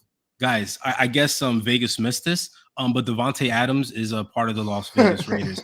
I don't know, but somebody was sleeping behind the wheel out there in Vegas, and I caught that line. So one of my favorite things to do is not only, since I'm able to place bets online, I like to still do it in person because I just like to see the face of disgust when I'm going to go ahead and cash out. So I made sure to make that bet in person. I was like, give me everything on Derek Carr. I think he's going to finish actually well over 5,000 for the season. He had 4,800 last year with half a season. I know. Listen, keep it quiet. Hey, listen, keep it quiet. Keep it quiet. Keep that line down. I might have to double down again. I might have to double down again today before the season starts because it's still just too juicy. Drives like 50 miles out of his way just to be able to see the employees' look of disgust. I just love it. I'm like, hey guys, I flew all the way in from the East Coast to go ahead and cash out this ticket. That's just $50 ticket. And you know the famous question that they ask you, would you like to place any other bet? No, cash me out. Thank you. Cash me out. Yeah, now I love the quarterback bets simply because when you look at a lot of the running back and wide receiver ones, they feel low and they're trying to trick you, especially the running back ones, because of how often running backs get hurt. They want you to bet the over. They collect every time somebody gets hurt. They're sitting there like these 0 RB guys just cheering for every injury. So for me, I love betting the quarterbacks because honestly, it's a less injury prone position. You can actually sit here and assume that these guys are going to play 16 games. The killer for these bets, of course, is that when they sit that last game, right? Because that can make or break it. You know, we were talking 200, 300 yards per game. So it's like, you don't want the team to be too good. But that's a good division for it because it's not probably going to be a runaway division. The Raiders, Broncos, Chiefs, Chargers, that's going to come down to the wire probably. So you're probably not going to have the opportunity to skip that last game. But for a guy like, Justin Herbert, that could be the make or break whether he plays that game or not, which is crazy. The craziest thing about these futures bets. Yeah. Guys, can I just throw in one more? And this is a homer pick, so please don't get on me too much. I'm gonna rag on it so hard. I can't wait. It's Danny Dunn Jones. Danny Dunn Jones. Listen, guys, just hear me out, please. Please hear me out. Listen to me. Danny Duggs. 34, 49.5 yards, 3,449.5 passing yards. That is ridiculous. Doable. That is amateur hour. So unless he gets pulled like in the middle of the season for Tyrod Taylor, and he stays healthy, barring any injury, he's gonna hit that number. And on top of that, I mean, I might just throw a little sprinkle something on this parlay. I like his rushing yards, over 374.5 rushing yards for the season. That's pretty high. That's a pretty high number for. Think about it. Sometimes he, it's not odd for him to finish with like close to 100 yards in one game rushing, right? Because that's what he had to do in the past. I'm just banking on the new regime over here to do with the same thing that they did with Josh Allen, and he's going to be able to pass and get out the pocket and run the ball for some first downs out there, and do some things. So I think, again, I'm hoping that we're out of it pretty early because I'm all about the Bryce Young train this year. A quarterback out of Alabama. If we don't do well, we just got to go ahead and just pretty much go into rebuild mode. And we saw what they were able to do out there with Josh Allen. Coming out of Wyoming, people had their doubts, but I think if we're in that top 3, top 5 pick next year in the draft, we're going to have a good pick at any quarterback. It's going to be a quarterback heavy draft next year. So look for Daniel Jones to have to do everything that he can because he's going into his 5th year. We didn't pick up his option, so it's either now or never. Danny Dimes. I was sitting here getting ready to disparage that, and I was doing some math. I was like, no way, like his career average wouldn't even. You know what? If he just hits his career average, which has been bad, you know what I mean? This is with no improvement. He's like averaging around 221 passing yards a game. That is a couple hundred yards over that projection. That puts him at like 3,700 for the season if he plays the full year. Yeah. I mean, it's not a bad bet. I wanted to disparage it, but I see Tim in the chat saying it's only 200 passing and 20 rushing a game. Not too crazy. Guys, listen, I don't know a lot, but I do know a little something about player props. So I'm gonna go with these, and then hopefully these work out for me. I like it. I'm in. I also I just got the notification that we have the DeColdest ad ready to play on air. We can play that DeColdest ad. We were talking about it. Dustin in the chat saying it's the greatest commercial ever. Keith, roll the tape. SOS RAC is the coldest. I'm always the coldest. SOS to the rescue. Hey, this is Dakota Crawford, wide receiver from Louisiana, now playing in Lincoln. When your AC isn't the coldest, you call SOS Heating and Cooling. Their techs don't make commissions, so they give you an honest opinion, fair pricing, and longer warranties than the competition guaranteed. Take it from the coldest. We will keep you cool this summer. God, I love that. That is absolutely incredible. That's going to be a hard NIL deal to top, isn't it? Those marketing geniuses, because they just got us to play their ad for free. They did, man. They did. They got us good. Keith, you fell right for it. Fell right for it, and we fell right for it too. There was one more passing, like we're talking quarterback props that I wanted to bring up. JL, He said he got a kickback. Keith, no integrity at all, Keith. Kickback from Nando's. He's getting kickbacks from Nando's show. He's now doing he's well. Yeah, unbelievable, Keith. Also, Nando, Corey, if you guys are watching, I'm also available to be paid off. Like if you want to pay me off to ruin things over here, I could really use some of that cash. You haven't reached out yet, but I've been looking. I've been hoping. Yeah, I'm 100% not above being paid off right here. But the other passing prop that I wanted to bring up, Will, was a player that is JL's absolute favorite quarterback. Kirk Cousins is set at 4,200.5 yards. And we're expecting this offense with the new offensive coordinator, new coaching staff to be a little bit more pass happy. And he's a guy that can flirt with 5,000 yards if the things go right. So I like this Kirk Cousins 4,200 yards prop. Like I'm all over the over on that one. Guys, again, you like it, but I love it. JL is onto something. I think, first of all, Zimmer had no business being a head coach. That was just a waste of a couple of years out there in Minnesota. This guy, no matter what the game script was, no matter what was going on, he always leaned on the run, which I don't know why. But you got, obviously, and on top of that, Justin Jefferson was still had impressive numbers, right? With that running mindset that he had. So coming into the season, I definitely see him to have probably 5,200 yards out there, because also we know that Dalvin Cook could come out the backfield, get something that should be like a 5 to 8 yard gain and then turn into 30 or 40 yards, man, coming out the backfield. So I love that number, man. I just think that this is going to be a pass heavy offense. Also, just a little bonus, sprinkle something on Minnesota to win that division. I'm just saying, Green Bay, who's their top receiver? Lazard, good luck. Good luck. I love that, Pat. You can get plus odds on Minnesota. I think it's plus 200, something in that range, which it's like I think it's some over real quick. 200. Yeah, that's solid, man. Yeah. Kevin O'Connell's a good coach, man. Kevin O'Connell just won the Super Bowl. That's why they brought him over. And the offense, it doesn't need to be that much different with when you have Justin Jefferson, Adam Thielen. Like it's not like he's trying to create. It's not like Matt Nagy going to the Bears trying to recreate the Chiefs offense with scraps. Like he's coming over to a team that has Kirk Cousins. They have the wide receivers. They have an awesome running back. So it's not going to be that hard to recreate that offense, Yeah, I mean, he's been flirting with that line. I was just looking at his past 5 years, and he hasn't broken out of that 4,200. He's landed in that 4,200, between 4,200 and 4,300 range 4 out of the 5 last years. But they've been so run heavy. They've been a very run heavy team. Yeah, it's just run heavy and also poor time management, right, on Zimmer's part. There was a lot of games throughout his tenure out there that they could have won, but it was mismanagement and they had to come down to a field goal. And then obviously we know those kickers for some reason didn't have a good good career out there in Minnesota and any good luck. So I think that they're going to do well. But when I got Minnesota to win the division, they were at plus 300.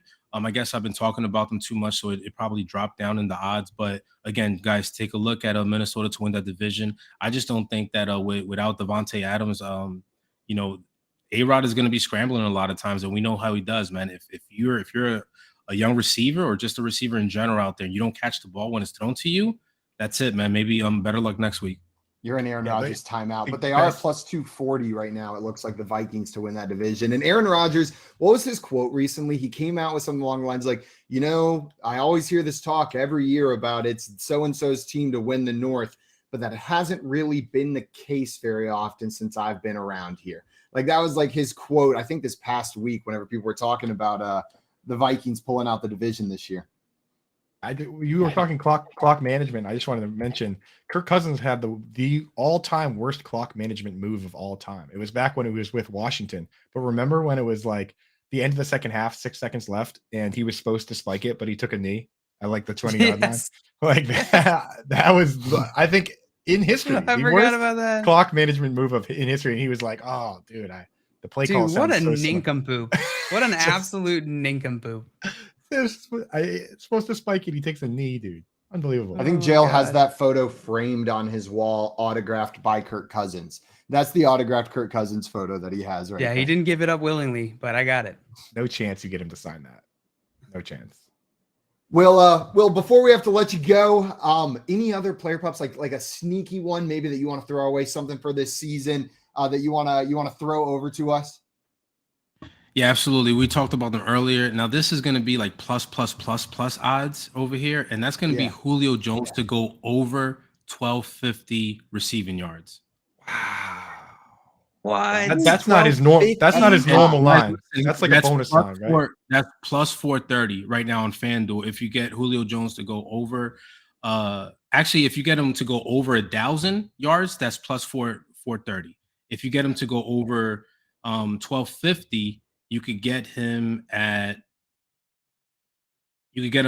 plus 1,800. So I'm going to put a little something on both just in case. I mean, listen, Julio Jones is not a chump, man. He's not a chump. I know that the last couple of years he hasn't fared well, but you got to look at you got to put everything in context. You got to look at the quarterback. Matt Ryan and Tannehill are nowhere near TB12, and then also the offensive line. And we know that Tom Brady is one of those quarterbacks that gets the ball out of his hands pretty fast.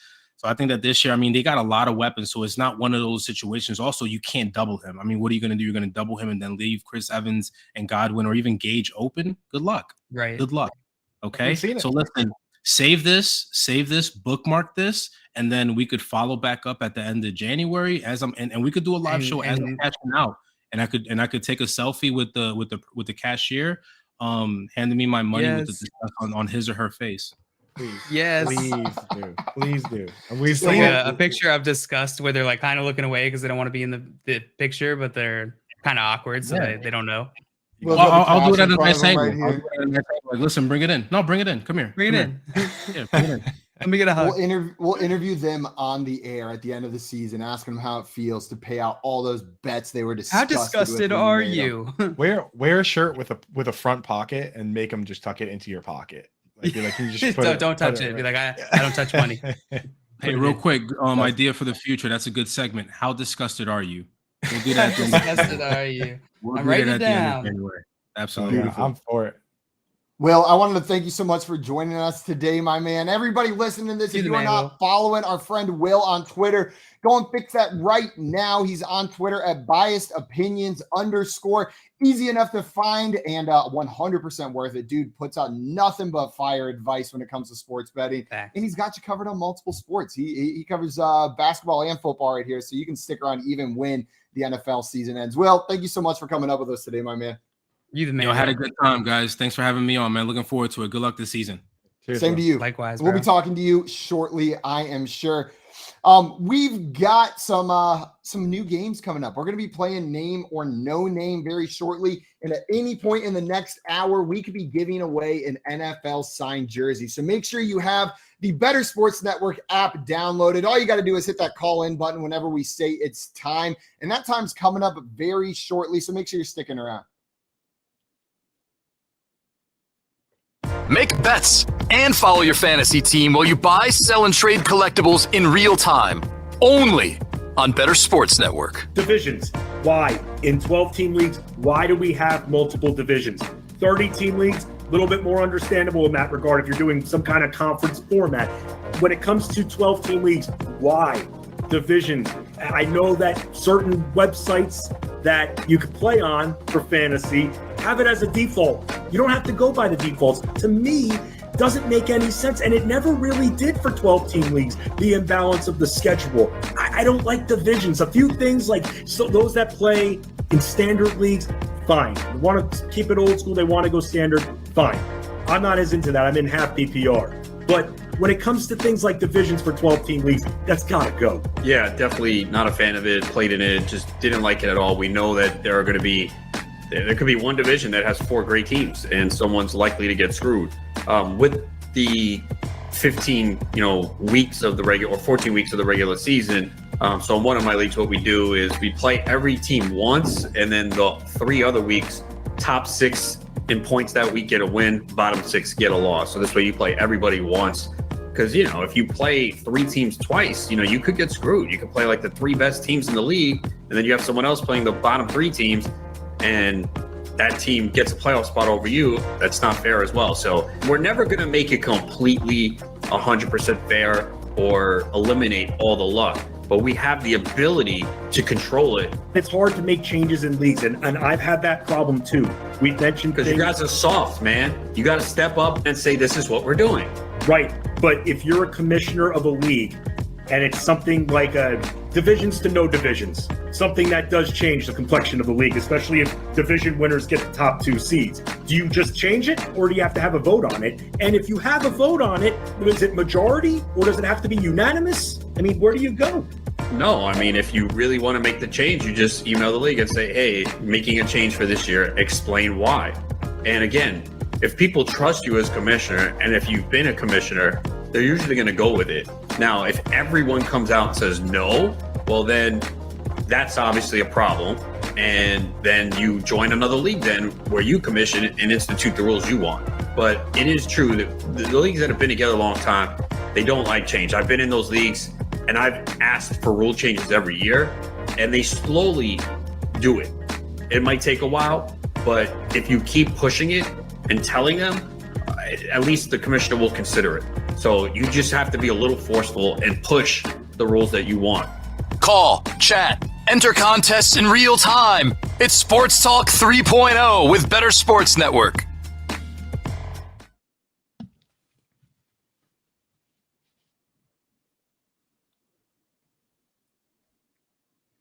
We are back here on the Better Sports Network. It's the Front Yard Fantasy Morning Show, and we are about to get into our new game. Your boy Coop put it together for us. We are calling it Name or No Name. There's lots of players in the NFL that go by some nicknames. Maybe have some names that we wouldn't believe. Coop's gonna put our knowledge of this to the test, see if we know if it's their real name or not, if it's their name or if it's no name. Name or no name, boys. Here are the rules, right? I'm going to give each of you, we're going to go one then the other, a name. The first part of the game, you tell me if that's his real name or not. And for this game, abbreviations will count. So if you got a guy like, let's say I was AJ Cooper, my name's Andrew Cooper, we're going to say that counts, right? The biggest example would be T.Y. Hilton. I'm going to give this one right off the bat. T.Y. Hilton is not his name. His real name is Eugene Marquise. What? Hilton. Yes. And TY stands for Tyrone's Youngin. His dad's name is Tyrone. His dad actually coached him and Antonio Brown when they were back in high school, and they were both supposed to go to Florida International, but Antonio Brown got kicked out. But anyway, that's cute as all get out. That's so cute that as a grown man, he goes by Tyrone's Cute Youngin. as Like, all get out. that is so cute. Like, I almost want to cry a little bit thinking that, like, he's always thinking about his dad out there. You know what I mean? Every time somebody says his name, it's like it's his dad. Like, man, T.Y., you sweetie pie. Eugene, you are a sweet, cute little dude. Anyway, so we're off the rails. So if T.Y., if it's T.Y. and you say that's his real name, you would get no points.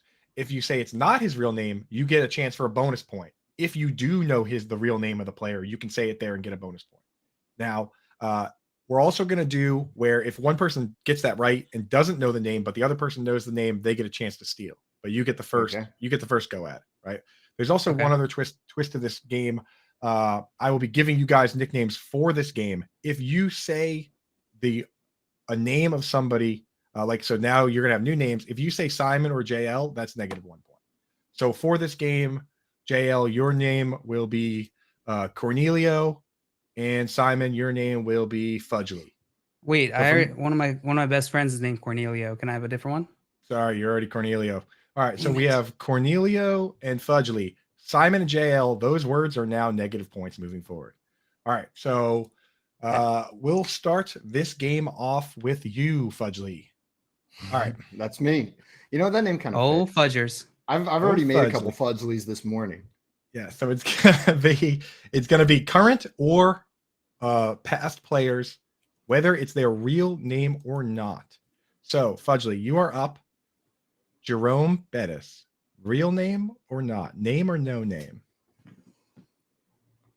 You don't have a nickname. I can just call you Coop, right? Yeah. Or actually, okay, call me. My name for this game is Prince Fart. Prince Charisma is my name. Prince. Okay, Prince. Can we call you PC?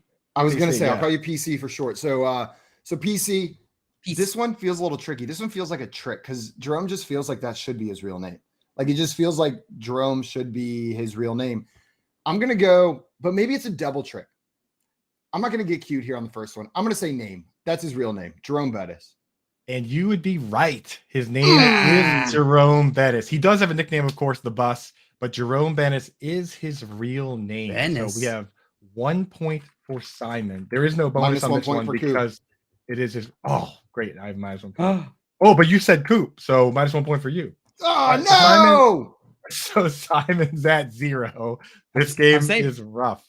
Going back over to Cornelio. Cornelio.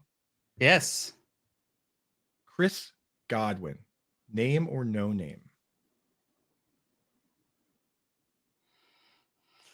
No name. You're tricking me. That is correct. Chris Godwin's real name is not Chris. So now you have an opportunity for a bonus point if you know his real name. And do I lose anything if I guess? No, this is just a freebie bonus point. You don't lose anything. Yeah. Chris Godwin. I'm gonna go with Mark. That is not his real name. Damn. Simon?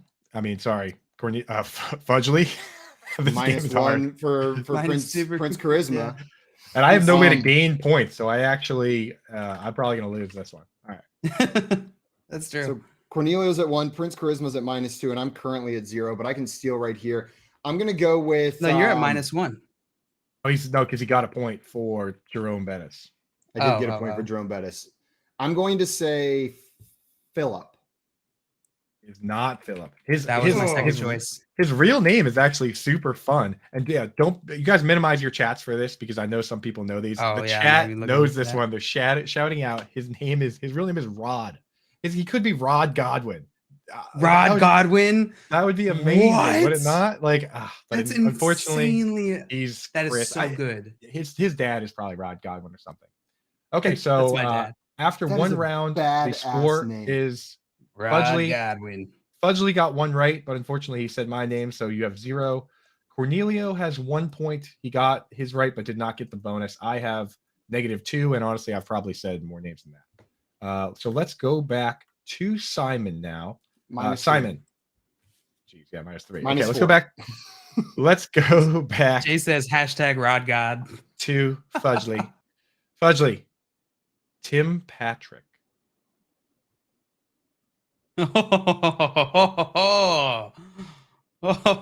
It seems so ordinary. It does seem so ordinary, but is it too ordinary? Name.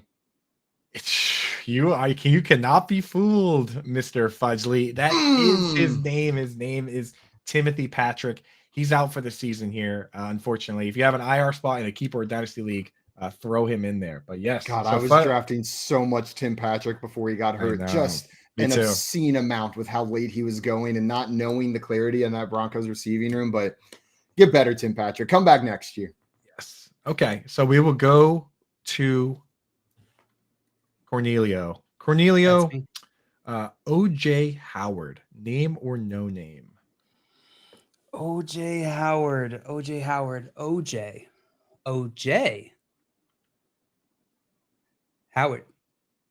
I'm going to say real name. Real name. That's a point. Boom! It is his real name. With these initials, I'm going to give an additional bonus point. If you can say what the O stands for in OJ Howard. The O? Just the O? Yeah, I mean, if you know them both, then that would be awesome and crazy. I'm going to go with, I don't know a single name that starts with O. I'm going to go with Oxen. Wrong. Simon? Sorry. Oscar. No. His name is actually a more common name than that. It is Otarius Jabari Howard. I was assuming it was a junior situation going on here. That the J was for junior. I feel like a lot of these like DJ, just a lot of like the J name initials where J's the second letter, you get a junior in there. I feel like OJ Howard's real name makes me think he would have thrived in Sparta.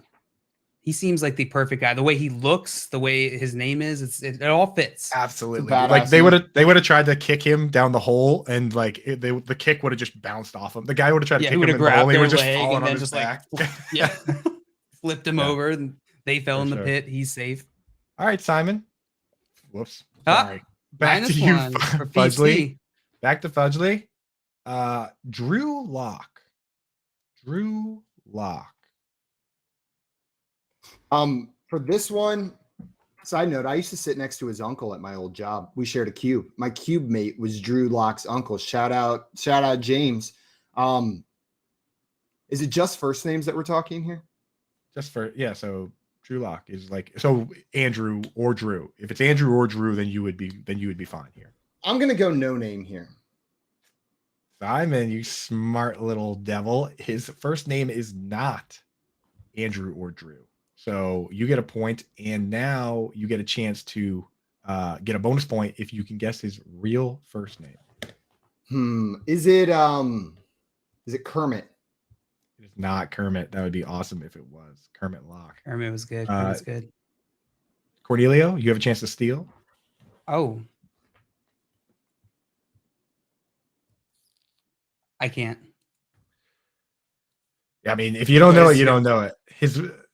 Phil. I mean, what'd you say? Phil. Wow, that is insanely close for a random guess. It's actually Paul.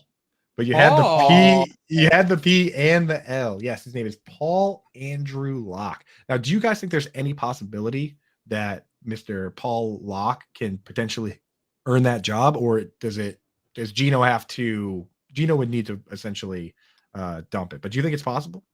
That's exactly what I was going to say. Is I don't know if he's going to earn that job, but I think he could get that job at some point during the season. I think the Seahawks could be doing really, really poorly. Maybe they want to see that if this piece they got in the trade is going to be anything, while also not hurting themselves. Like, it doesn't matter if they lose. If they're having a losing season, they're going to get a higher draft pick. So, like, I think Geno Smith can lose this job. I'm not sure I have faith in Drew Lock to come out and straight up win it. Know what I mean? Like, I think it's on Geno Smith. It's on his shoulders. Yeah, the bar is set very, very low. Very low. Okay.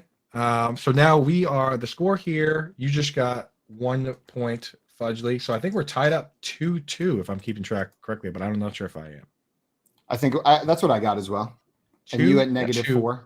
Cornelio and Fudgley. I'm at -4, getting pretty far down there. -4. I only had -3. I'll add one. Yeah, he said my name twice within a span of 5 seconds. Very rapid fire. I'm actually the worst at this game, but it's my game, so I'm actually going to absolve myself of any negative points now. So I'm back. That's fair, and you can do that. In fact, I'm going to give myself 3. So I'm actually in the lead, 3-2 to 2. 3. You guys have a chance to come back here, though. So all right, we are back to we are on Fudgley's turn. All right, Fudgley. No, it's Cornelio's turn. Oh, it's Cornelio's turn. You just got that. I was trying to steal. He was trying to steal my turn. What the heck? Cornelio, coming to you on this one. Okay. Calvin Ridley, embattled wide receiver Calvin Ridley. Name or no name? No name. Wrong. His name is Calvin Ridley. It is a pretty simple, nice name. Calvin Ridley in Dynasty leagues. Are you interested in trading for this player? Do you think? Oh my God! Come back, or can you? Or are you guys just out? How did you know, Coop? Do you have ESPN? Because I got a trade. Sorry, I stole Simon's favorite joke. I got a very, very interesting trade offer during this show, including Calvin Ridley in a dynasty league.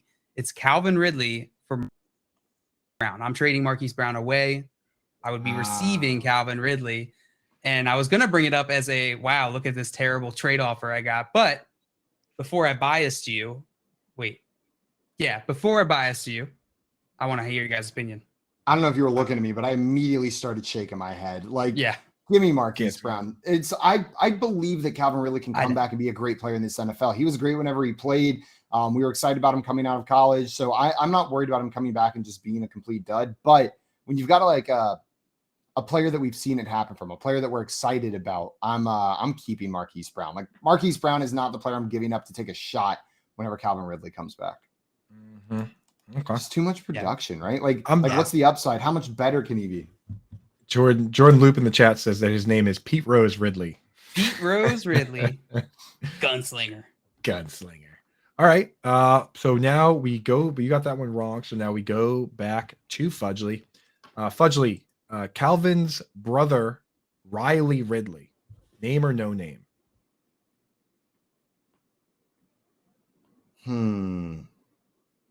It's gonna be Fudgers. No name. No name is right. He is not Riley Ridley. Can you take a guess at his real name? Ridley. I'm gonna go with like the His name's family Ridley. I'm trying to think of another C name because I feel like sometimes families like they get cute and they name kids with all the same letter right there. So let's go Crenshaw. with Corey. Corey In the house?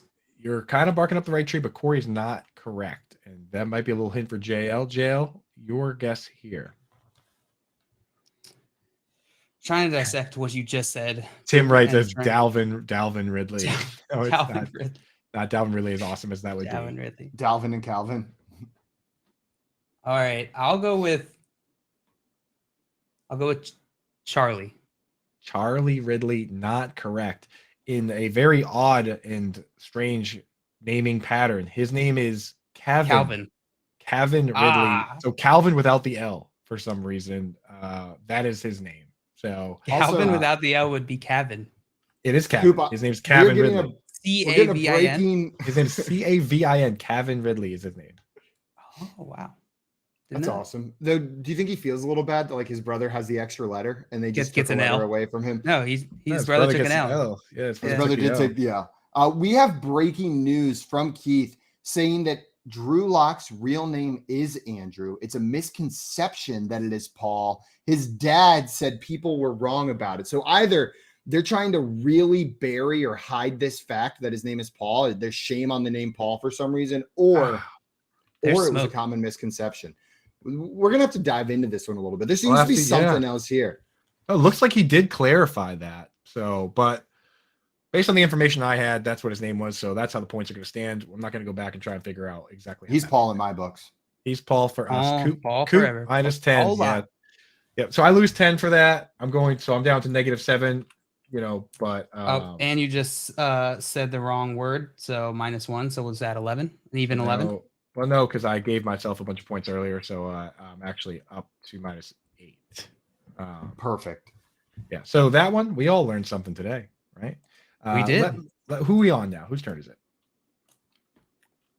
I just did Riley Ridley, so it is. And Cornelius I got turn. wrong. Yeah, it's now Cornelia's turn. It is now Cornelia's turn. Cornelio. My turn. My turn. Me, Cornelio. Yes. Cornelio, you, Fred Warner. Linebacker for the 49ers. Fred Warner. Not real. His name is Fred. It stands for Frederico Warner, but Fred is a nickname for the real name Frederico. So Fred is his real name. Sorry, JL. Yes, the common name Frederico. Commonly known, everyone knows Frederico is his name. So back to you, Fudgley. Fudgley, Dak Prescott. Dak Prescott. Is that a real name or a not real name? Name. Real name. That is wrong. Damn, my first one wrong on this one. Dak does stand for Dakota, but that is his middle name. Okay. I see people in the chat saying Dakota. Jordan Loop has it correct in the chat. So does G-Men J. So does Kevin Tompkins. A lot of people apparently know this. His real name is actually Rain. Rain Dakota Prescott. Rain What? Dakota Prescott. Yeah. That is R-A-Y. so tranquil. cool That's name. the most Rain. tranquil name I've ever heard. Rain and Dak are both cool names, but Rain Dakota, that's Yeah. a name right there, man. Yeah. So that's a Rain good Dakota one. Dak Prescott. But yeah. Simon, you were crushing this one, dude. You were kind of seeing through the tricks, but we finally got you. You did get me on that one. What's the score update as we're wrapping up this game? Yeah. I lost track. The score update now, you are up 4-2 is what I have. So that means that JL on this one, sorry, not JL. Give me another -1. Cornelio on this one has a kind of an uphill battle, but he might be able to get it here. He might be able to get it. All right. So I'll give you one here. Former Panthers cornerback Captain Munnerlyn. Captain Munnerlyn. Is that Real. his real name? Boom. Real. Nailed it. Knew it. Captain No way Munnerlyn that's not is real. on his birth certificate. That's his real name, not a nickname. Although, I mean, for me, that seems like one that could have easily been a nickname. So Captain That's an awesome Munnerlyn, name, real name. Should we do a couple more or should we wrap here? I mean, I have enough that we could play this game on a regular basis. There's a giant list. Nobody goes by their real name. Just like I think we're gonna wrap it up here. And JL, we're gonna keep the trend going. You got that last one right, but it wasn't quite enough to get that victory. 4-3. Though. I'm gonna pull it out right here. Now you just got 1 point on that one. 4-3. Simon is the winner. JL is the loser. Oh, I just said my own name though, but we can say if that adding points. Since we're out of the game. Out of the game. That would make me the loser right there. We've got we're going to be talking some more about this Thursday night football game and answering your questions for week 1. And make sure you stay tuned because in the next 40 minutes, we're going to be giving away an NFL signed jersey, and you do not want to miss that. All you have to do is hit the call in button whenever we say so, and somebody's going to win an NFL signed jersey. So make sure you guys are sticking around for that here on the Better Sports Network. It's Sports Talk done better. Moose, let's flip over to pools. The over 699.5 to get to 700. This has moved from a week ago it was plus 725. We're now at around 5-1, maybe 4.5-1, right? If you do implied probability, which we crunched some numbers, the implied probability would be 16.11%. That's an extra value, like an EV, right? So the other thing is versus righties batting 192 has 4 home runs, but versus lefties this season batting 385 and has 10 home runs. And that is with 142 plate appearances against righties and 104 against lefties. So less against lefties. I think this happens. I think he goes over 700. I also think that I have a list. I nerded out. I have a list of all the top guys that could potentially threaten 700. It's not as close as you think. Well, let's hear it. Let's hear it. Who's going to threaten 700? Giancarlo Stanton has 371 in 13 years. He's 32 years old. He averages about 29 per season. If you believe he could play 10 more seasons, and probably not, but if you do, he would get to 600. I'll give you the second guy that I have that could get to 600 if they play 10 more seasons. Mike Trout's got 338, 12 years. He's 30 years old. He averages about 30 per season. He would have 10 or more seasons. He would get to 638. That would be a pretty nice number. That would be a pretty nice number. So that's it. It's just Trout and it's Stanton. That's it. Of the guys that, if they're on their trend, can get to 600. Let me give you the next 5 that can at least threaten. Okay. Bryce Harper has 282 in 11 years, 29 years old, averages 26 homers per season, 10 or more seasons left. He would get to 568. Manny Machado, also 29 years old, also has been a part of 11 seasons, averages about 25 or 26 homers per season. He would get to 561 if he played 10. Aaron Judge, he has 208, 7 seasons, 30 years old, averages 30 per season. 10 more seasons, he would get to 508. Now, this is just what he's averaged. If he starts becoming a 45 home run guy, we could start spinning this forward to him being a 600 dude. Pete Alonso, 4 seasons, 137, averages 34. So let's give him 13 more seasons. I'm getting everyone to basically 39 years old. 13 more seasons would get him to 582. And then Juan Soto is the young buck. 122 is his home run total right now. 5 years, he's 23 years old, averages 24 per season. Your stride usually hit around 27, 28. So let's say that 24 turns into now him hitting about 35 or 40. 15 more seasons. 15 more seasons would still only get him to about 500. Wow. Call, chat, enter contests in real time. It's Sports Talk 3.0 with Better Sports Network.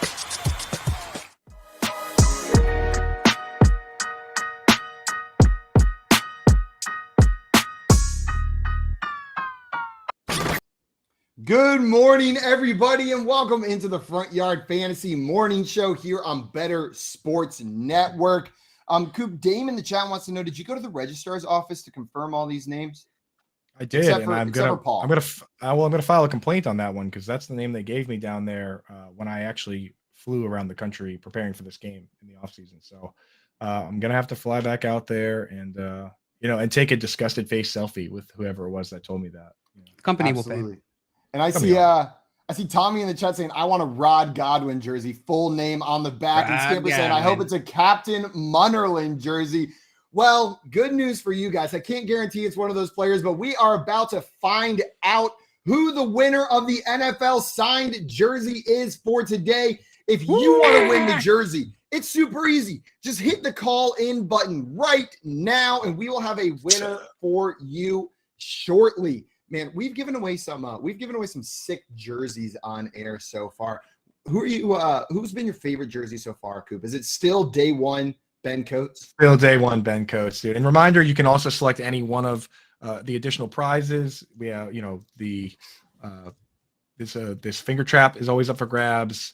Use chapstick. Today's additional prize, this shoe horn. Ooh. In case you got any shoes that you don't want to mess up the backs. Is it a loud horn? The longevity, yeah, it gets pretty loud. That's pretty loud. So, ooh, that was very loud.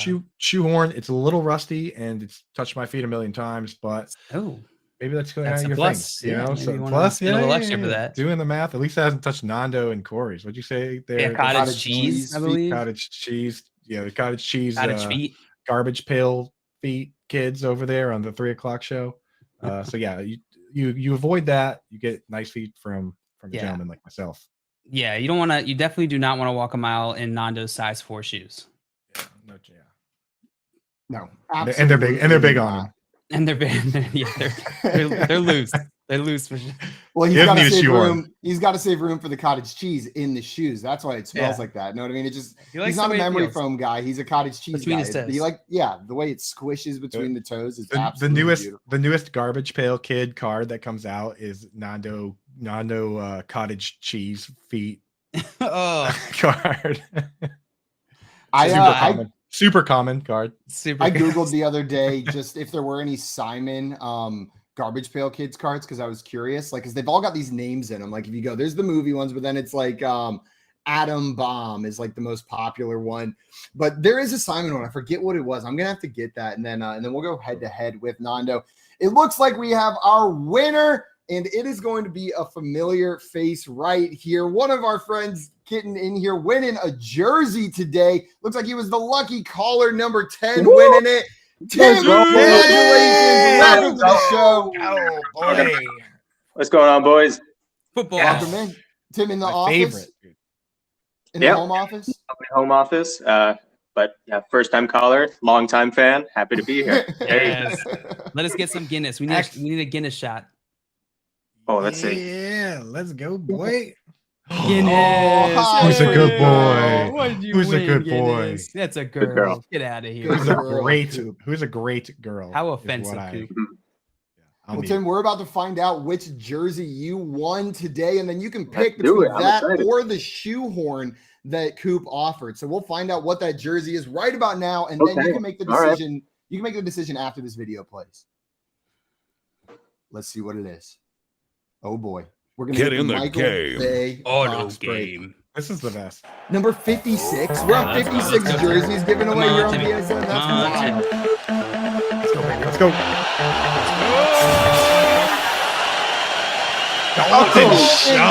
Oh, that's Cowboys sweet. jersey, baby. Oh man, that's awesome. Thick, dude. Sticking with the tight end. I love it.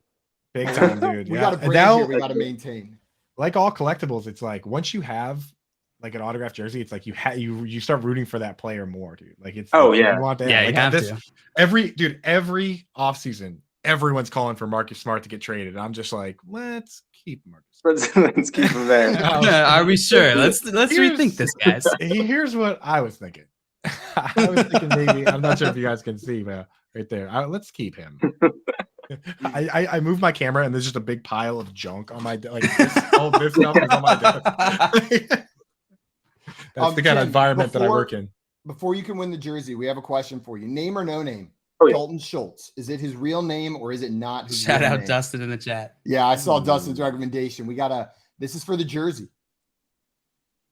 I'm gonna go with it's absolutely his name. And even if it's not, I think I'm still right. So Tim, it is his name. His name is Dalton Chase Schultz. You win the jersey. Congratulations, my man. And the newest Dalton Schultz truther right here on Better Sports Network. Tim, yeah, absolutely. I'm going to start up a bunch of new drafts right now and just draft him as much as I can. Can't wait. You got time, dude. Get on Underdog. Use promo code ALARM. Perfect. Tim, thank you so much for coming on today, and congratulations on winning the jersey, my man. Thank you. Thank you. Well done, Tim. Love you. Pet Guinness, Love a little you. extra for me right there. I see we got a question in the chat. We're just giving away tight end jerseys like crazy. And Jordan and you said back-to-back Cowboys tight ends, LFG. Let's flippin' go, guys. Yeah, boy. Yeah, Tight end, this is a tight end show. Tight end jerseys for everybody. You get a jersey, and you get a Novacek, and you get a Gates, and you Do get I a get one? Coates. No, you actually don't. Ah, damn it. But if you were going to get a tight end jersey, JL, which one would you pick? Either Oh, the retired tightest. or active. Waller. You can have Waller. any autographed tight end jersey that your Jordan little heart desires. MFN Leggett. You idiot. Jordan. I think we could probably make idiot. I think we could probably make that happen. 50 cents. Jordan Leggett signed Jets jersey. I'm the going question- And I Waller want for Keith to sure. wear it every day of the season. Thing is, though, he might not have. They could be pretty rare if no one asked him to ever sign one. Yeah, I don't know if they ever actually put a jersey into rotation for him. If you type in Jordan autographed jersey, it's not It's not Leggett? Leggett. It's oddly not some weird random dude from the Bulls keeps coming up. As I'm assuming most people in the chat have no idea who Jordan Leggett is. He's tight end from Clemson when Simon and I were there. Unfortunately, never had a very successful professional career, but still got love for him. Guys, we missed Adam's question in the YouTube chat. You mind if we hit it real quick? No, of course. Let's hit it. He said, "Sup, guys? Sup? Love the content. Quick question on a start or sit. Should I start George Kittle or Cole Kmet? Knowing Kittle has groins injury at the moment. What do you guys think?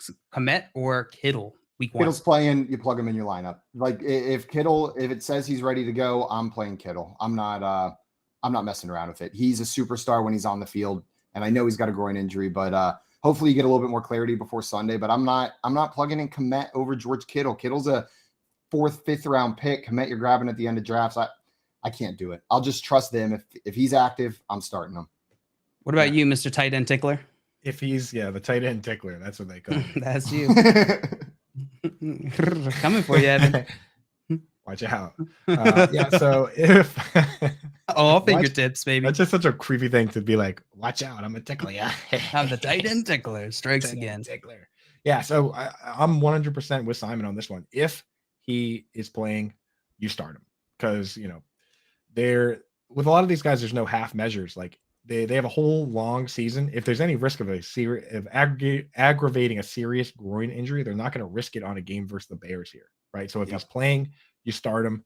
And if he's not, you're happy to have Cole Kmet. That's a great pairing there. I like both those guys. And if things go according to plan, you could be trading one of those guys and making some moves. Because that's the thing about hitting on tight end. Like if you hit on, Mark Andrews when he was tight end 15 or Darren Waller when he was like tight end 19 or whatever, then you could have easily had 2 tight ends. And this is not a league where there's 10 good tight ends. People need that position. So it's not like quarterback where even if you've got 2 of the top guys, they're Nobody wants devalued whenever you go to trade because you can grab a Ryan Tannehill off the waiver wire or someone that's good enough. You're not finding a good enough starter on the waiver wire at tight end. That value really holds whenever you're going into trade talks, even though it's a onesie position.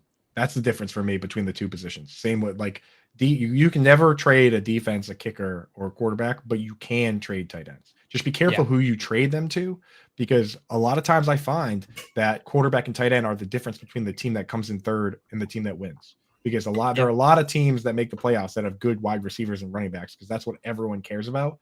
And the difference maker sometimes can be who has the elite tight end or not. So be careful giving away a high-end tight end to the team that could inevitably beat you down the road. Absolutely. We had another question. We had another question in there. Adam wanted to know, would we consider dropping Marquez Valdez-Scantling for Isaiah Pacheco? Pretty light at running back, only have 3 currently in a full PPR league. So would you guys be willing to make that move, drop MVS for Isaiah Pacheco? Can't drop MVS. You can't drop him before week 1. We have to see what he's going to be in this offense. Pacheco he's hype. Pacheco's all hype. He could be something, but he might not be. Yeah, it is all hype. The only way I would do that is if like MVS was like, if it was a deep league where he was like my 7th or 8th wide receiver. I always think to myself, like, how far away from my lineup are these players? If MVS is 1 injury away, you need him. if Pacheco, if you have just crazy deep benches and you have a bunch of good wide receivers, might as well go for the crazy upside with Pacheco, because Pacheco, just by the nature of the running back position, has higher upside than MVS. Am I not right on that? Like, breakout running back changes everything, whereas an MVS being pretty good doesn't really it doesn't move the earth for me. Yeah. I was going to say exactly that, Coop. If MVS hits, what does that look like? That still may not crack your starting lineup. Like, if MVS hits, depending on how you drafted your team and saying you're pretty light at running back, you're considering picking up Pacheco. I'm assuming that maybe you're more needy at running back. And if Pacheco hits, it could be a league winning type of move. Now, I think the odds of Pacheco hitting are lower than the odds of MVS hitting, but that upside's there. So yeah, I'm fine with this. It does come down to team construction, but I am 100% fine with dropping MVS and picking up Isaiah Pacheco if it makes sense for your team right there. One more question. Man, I'm loving these questions coming in. Travis Etienne or Gabe Davis in the flex week 1? We've talked a little bit about Gabe Davis and Travis Etienne today. That's a fun question. Easy Etienne for me. Easy Etienne. We've already talked ad nauseum about Gabe Davis. I want to see what his role is in this offense. Etienne, I'm pretty confident in his role. I know James Robinson is back. I know a lot of people are concerned about that. I wouldn't be. Yeah, I'm with you there. Like, I have ETN for my weekly rankings, around 15 or 16 or so. Like, he's pretty squarely in that the RB2 range, where most teams that drafted him they have to start him. Like, it's kind of hard to sit down and name 24 good running backs right now. You know what I mean? So ETN's a guy that where I have him in there. And then Gabe Davis, personally, I have him kind of just outside in that wide receiver 3 range, wide receiver 30 or so. And just, it could be good, it could be bad, but ETN, we know he's going to get the touches. I feel like this Washington-Jacksonville game is going to be so weird. If you're sorry, go ahead. I was just saying, maybe it's similar to last year. Maybe I'm just ruined because Jacksonville had such a weird week 1 game last year. I think it was against the Texans, and nobody expected the Texans to pull that victory out, but they ended up winning. Maybe we'll get something like that again. Yeah, my take on it is simple: is that if you're not going to start, James Robinson's been banged up all offseason.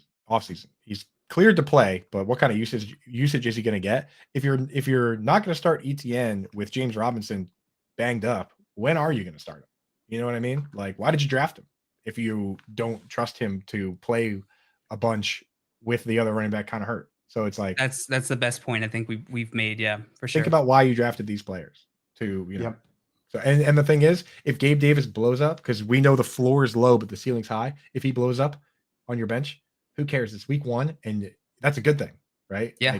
Like if you bench Gabe Davis, you're not rooting for him to do poorly. You want him to do awesome still. Go make a DFS lineup. Throw Gabe Davis in there. It's a triple ETN here. I'm with you guys on the ETN. Triple ETN. Front. Yep. Triple ETN. Man, getting these questions real start sit decisions right now is just getting me so excited, right? Like this feels right. I'm now it feels real that the season's here. Tonight, 7:20 p.m. if you live in the good time zone, 8:20 if you live in that bad time zone that you idiots live in, and then probably 4:37 a.m. in Australia, however that works. Just add random minutes onto that time. Brad, if you could come in here and tell us what time the game is in Australia, let us know. I mean, you make fun of our time zone, but I literally live in the future compared to you. It's already almost 10 here wherever you live. I think it's 5 in the morning still or whatever. So yeah, clearly it's superior. Catch up, dude. The electricity doesn't even work where you live. Dork. Dork. You know what? Yeah. I mean, yeah, it's not the first time the electricity hasn't worked here in Texas. Coming up, we're going to be talking a little bit more about this Thursday night game and then some more week 1 storylines, some important news to know before week 1 hits. A big congratulations to our friend Tim taking home that Dalton Schultz jersey. You're listening to Better Sports Network. Sports talk done better. Coop, we did have a question for you. Get in the game wants to ask if you could create an all tight end team. Who would be your top tight ends, your favorite guys that you would put on your all tight end team? Or does he want me to do an all tight end team where I fill out all the positions? Because I could do that. That could work as well. Yeah, you want to do that? So wide receiver 1, split end would be Kyle Pitts. Checks out. I knew you were going to say Kyle Pitts. Now on the other side, I would have Jimmy Graham. Okay. At the actual tight end slot, inline tight end, I'd have Rob Gronkowski. Okay. In the slot, I would have Tony Gonzalez, who under Chan Gailey for the Chiefs back in mid 2010s, he led the league in routes run from the slot. Now at quarterback, I would have Logan Thomas, a converted quarterback that now plays tight end. Right at running back, give me Jonnu Smith, a guy that has multiple rushing touchdowns. He could bring it up and down the field. At left tackle, give me Michael Pruitt, one of the premier blocking tight ends in the league. At right tackle, give me Nick Boyle. Are you done this all off the top of your head? Of course. At guard, we're gonna fill out the line with the best blocking tight ends that I can think of. So actually at center, give me a guy that's been a captain on a team because you need a strong, smart player at center. Give me leadership. Mercedes Lewis, a guy that's been in the league for a long time, one of the premier blockers. At guard, you're gonna want a little speed, a little heft. So I'll take a current guy, Albert Akwe-Bunam. I'll put him 6'6", 260, put him at left guard, have him do some swing routes, have him run around. At right guard, I'll take, give me Jason Witten. Just give me a big monster to throw in. Get him out of the booth. Throw down the run blocking. And can we put this in like a graphic? As my fullback move tight end, I'm going to go with a guy that's played a bunch of fullback. He's played a bunch of move tight end. Very underrated. Give me Chris Cooley, former Redskins tight end, move tight end, Chris Cooley. So that would be my all-time tight end offense. If you need now radio personality. I am in the DMB. I am so impressed. Not just like you didn't just pull out those names and you didn't stop after the positional guys. You said we're talking O-line here too because that's an important part of the offense. Coop, I could not put together a better all tight end team right now. Now put a full depth chart together. You'd be insane to do it. Punter. I feel like a maniac just having done that. Who's the punter and who's kicking field goals? Punter easily is going to be Algie Crumpler because right off the top best of my name head, I've ever heard. Kind of sounds like punter. Seems like he could boot the ball. Crumpler the punter. Crumpler punter. And then for kicker, we just want to have as many all-time greats on the roster. So give me Antonio Gates. Better Sports Network. It's sports talk done better.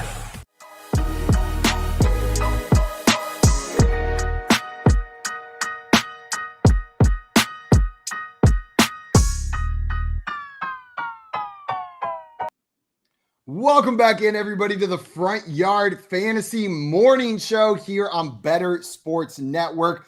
Right before we jumped off for that break, before we listened to Coop put together probably the greatest all tight end team that could possibly put together, we had a question from our friend Jackson Lopez. It was from Juan Carlos Castillo in the chat. My apologies. He wanted to know, rate my team. So he's got Justin Herbert at quarterback, Joe Mixon, Travis Etienne at running back, Robert Woods, Brandon Cooks at wide receiver, Travis Kelce at tight end, and then it looks like Miles Sanders and Jalen Waddle are the players he's looking at in his flex. I'm going to say Jalen Waddle as the flex, and then Miles Sanders sitting there on the bench. What do we think of this team? What are your first thoughts on that team, Coop? We don't have much more context, size of the league, stuff like that, but maybe assume 10 or 12 team. My first thought is this looks exactly like what your team looks like when you go early tight end and quarterback. Like, you don't feel amazing about some of the other positions. Like, I imagine he got Joe Mixon in the first and then Travis Kelce in the second or some combination of that. And then he had to take Justin Herbert probably pretty early because he's one of the first 2 or 3 quarterbacks that comes off the board in most leagues. Right. So, that's how it looks. I actually probably, he has Robert Woods in a wide receiver spot. I think I would have Jalen Waddle ahead of Robert Woods. I think Jalen Waddle's your wide receiver. So that we should be like Robert. Who's the other? Brandon Cooks, Robert Woods, and Jalen. I would have Brandon Cooks in there. Though Cooks, that matchup, he's gonna face Stephon Gilmore. So kind of a buzzkill there. But I think Cooks is still his best wide receiver. You got to get him in there. So it really would be Robert Woods versus Miles Sanders. How do you lean on that one?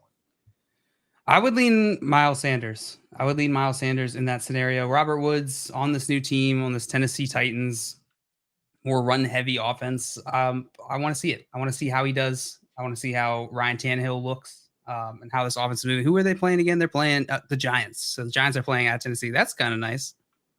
Yeah, I'm taking Robert Woods here. If it's close, I prefer to go with the wide receiver in my flex, especially in any sort of PPR format.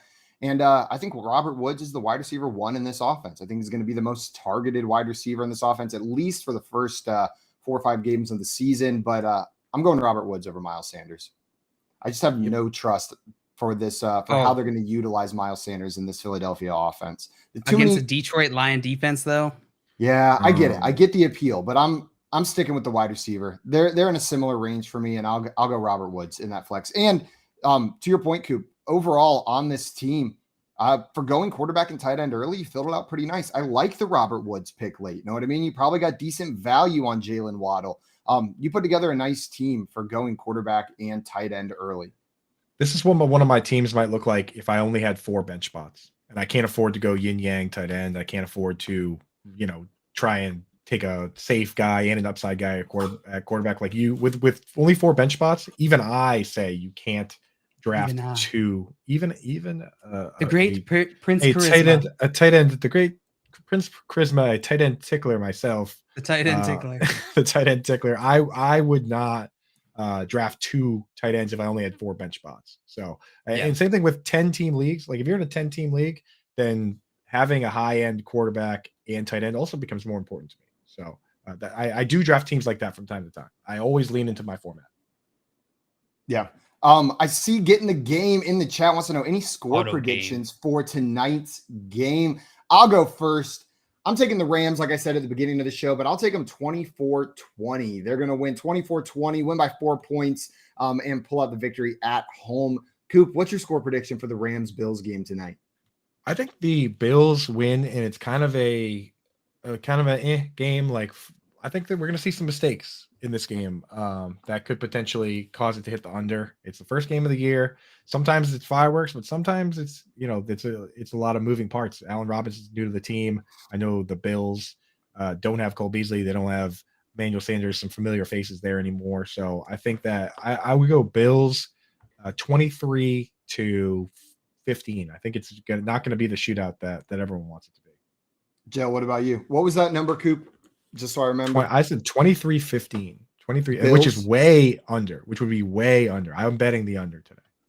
JL, where are you going? I'll take the over on this one. I believe it's the over. I'm gonna say Bills 31, Rams 28.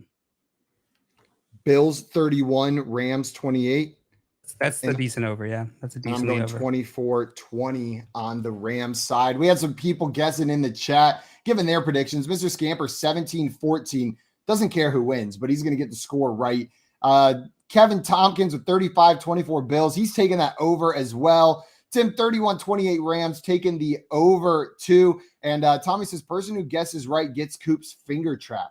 You down for that? We got to write them all down. You win the finger trap, and you will be hearing from our lawyers on that. Because we're going to sue you. We're going to keep it integral part of the show. So good luck with that. It's going to be more winning is going to cause you more headaches than you think. So you're better off just calling in tomorrow trying to win a jersey.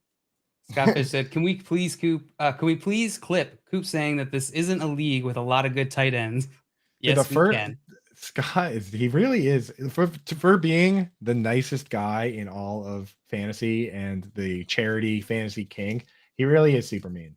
Like he came up, 100%. He came up to me at real Scott is mischievous as hell. The first thing he said to me at the expo in front of my boss, I was sitting there with Howard Bender, and Scott comes over. I hadn't even said hi to him yet since we got there. And he comes over and he goes, Coop.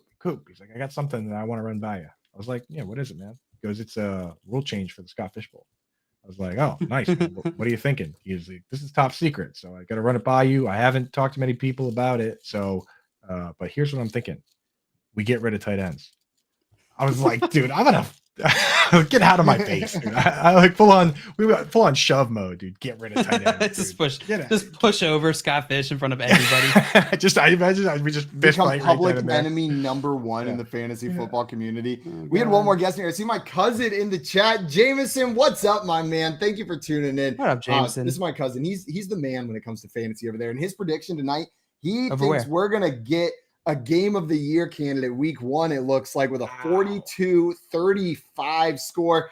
Jameson, Which side? I'm on your team. I hope this happens. That would be so much fun. That would be such a fun way to kick off the season if we had 77 points scored in this game tonight. Like, just everyone's eating. Then I don't care if Gabe Davis scores 2 touchdowns and I'm wrong about that this week. If the score's 42-35, that'd be so much fun. That would be awesome. Also, Coop, you mentioned no more Emmanuel Sanders being on this team. Well, we just got news yesterday, I believe, that Emmanuel Sanders is actually retiring from the NFL. So he is going to be retiring from the NFL. JL, every time I think Emmanuel Sanders, it goes back to our very first, our dynasty startup draft in one of our main leagues. It was getting in those middle rounds, and you drafted Emmanuel Sanders, and I just said, gross, audibly out loud. And you know what? Audibly out loud. I ate crow. I was so wrong because Emmanuel Sanders continued to put up fantasy relevant numbers for multiple years after that on multiple teams. And you reap the benefits. Just shout out Emmanuel Sanders. Fun player to watch. It's going to be weird not having him in the league at all. Shout out Cornelio. Shout out to Cornelio. Yeah. And I pulled it up quick. There's an awesome website. Have you guys ever heard of Scoregami? Yes. I love Scoregami. John Boyce, right? Yeah, the act of scoregami. For those unfamiliar, the act of scoregami is when an NFL game finishes with a score that's never happened before. And so if it's never happened before, if it happens for the first time, that's called scoregami. And he keeps a website that keeps track where you can actually hover over it and see when the last time was that score happened, or if it's ever happened. 42-35, which is Jameson's prediction. The last time a game ended with that score was over 30 years ago. 1989, Tampa Bay Buccaneers beat the Chicago Bears 42-35 on October 8th, 1989. I was 6 months old when that. I was -5 years old. -5. Yeah. Yeah. No, I love Scoregami. Coop, did you ever watch his chart party videos back in the day? John Boyce? Oh, they're so good. I'm gonna have to send them to you later. He used to, you remember those like Prezi presentations? You ever see those in school? It's like when PowerPoint. Used properly, when used properly, Prezi's amazing. But there were so many people in high school that were just like, I'm not doing a PowerPoint. I'm doing a Prezi. And like there was no need to do the Prezi. Like there was no need to do the Prezi. You should have just done a PowerPoint. But used properly, they're awesome.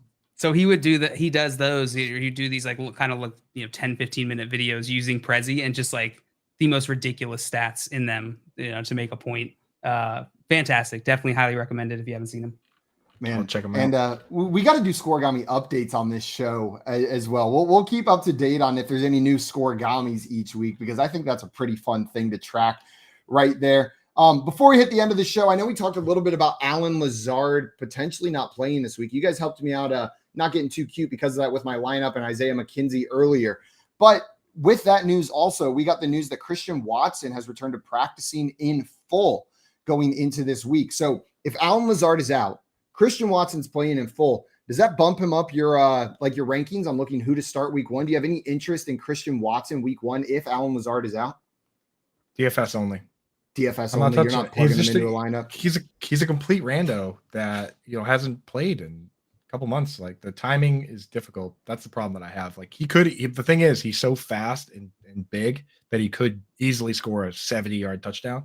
But I'm not trying to guess on that in my redraft leagues where I drafted 5-6 wide receivers before I took Christian Watson, right? So in DFS though, get him in there. Go ahead, get crazy. Yep, I fully agree with you, Coop. Now, does that mean that are you willing to start Romeo Doubs, or is that again also just a DFS play? Like if Lazard's out, you're probably not starting any Packers wide receivers in your like season long formats. I'm intrigued by Doubs. If you drafted him to again, look at the matchups, see who's injured or not. Like, but if I had Doubs, I might start him over Godwin if Godwin's banged up, or Lazard. Like, I mean, where are you guys at on that? It is kind of a hype play, but it's Aaron Rodgers, and in preseason he scored touchdowns. He looked pretty good, so I don't see why if in preseason games he's they're connecting, they can't connect here. Yeah, you guys, where you at? I think I agree with you, Coop. I'm on a similar page. Before we go, guys, I want to remind everyone, if you missed anything, if you are just tuning in now, you can catch our show on the Better Sports Network on demand on the Better Sports Network app. So get that app. You can catch us on demand at any time, whenever you want, if you have the Better Sports Network app as well. And there was some good stuff going on earlier in this show that you want to make sure that you didn't miss. Oh, yeah. We are going to be back tomorrow with football to talk, real football, what it means for fantasy going forward. So make sure you tune in here tomorrow morning from 7 a.m. to 10 a.m. Eastern time. Hang out with us. Start your Friday with us. And right after this, let's stay here on the Better Sports Network app. Moose and Keith are coming up right after us, and you're going to want to hear what they have to say. Football. Let's go. Football. We'll see you guys tomorrow morning. Enjoy the Rams-Bills games tonight. Adios, everyone.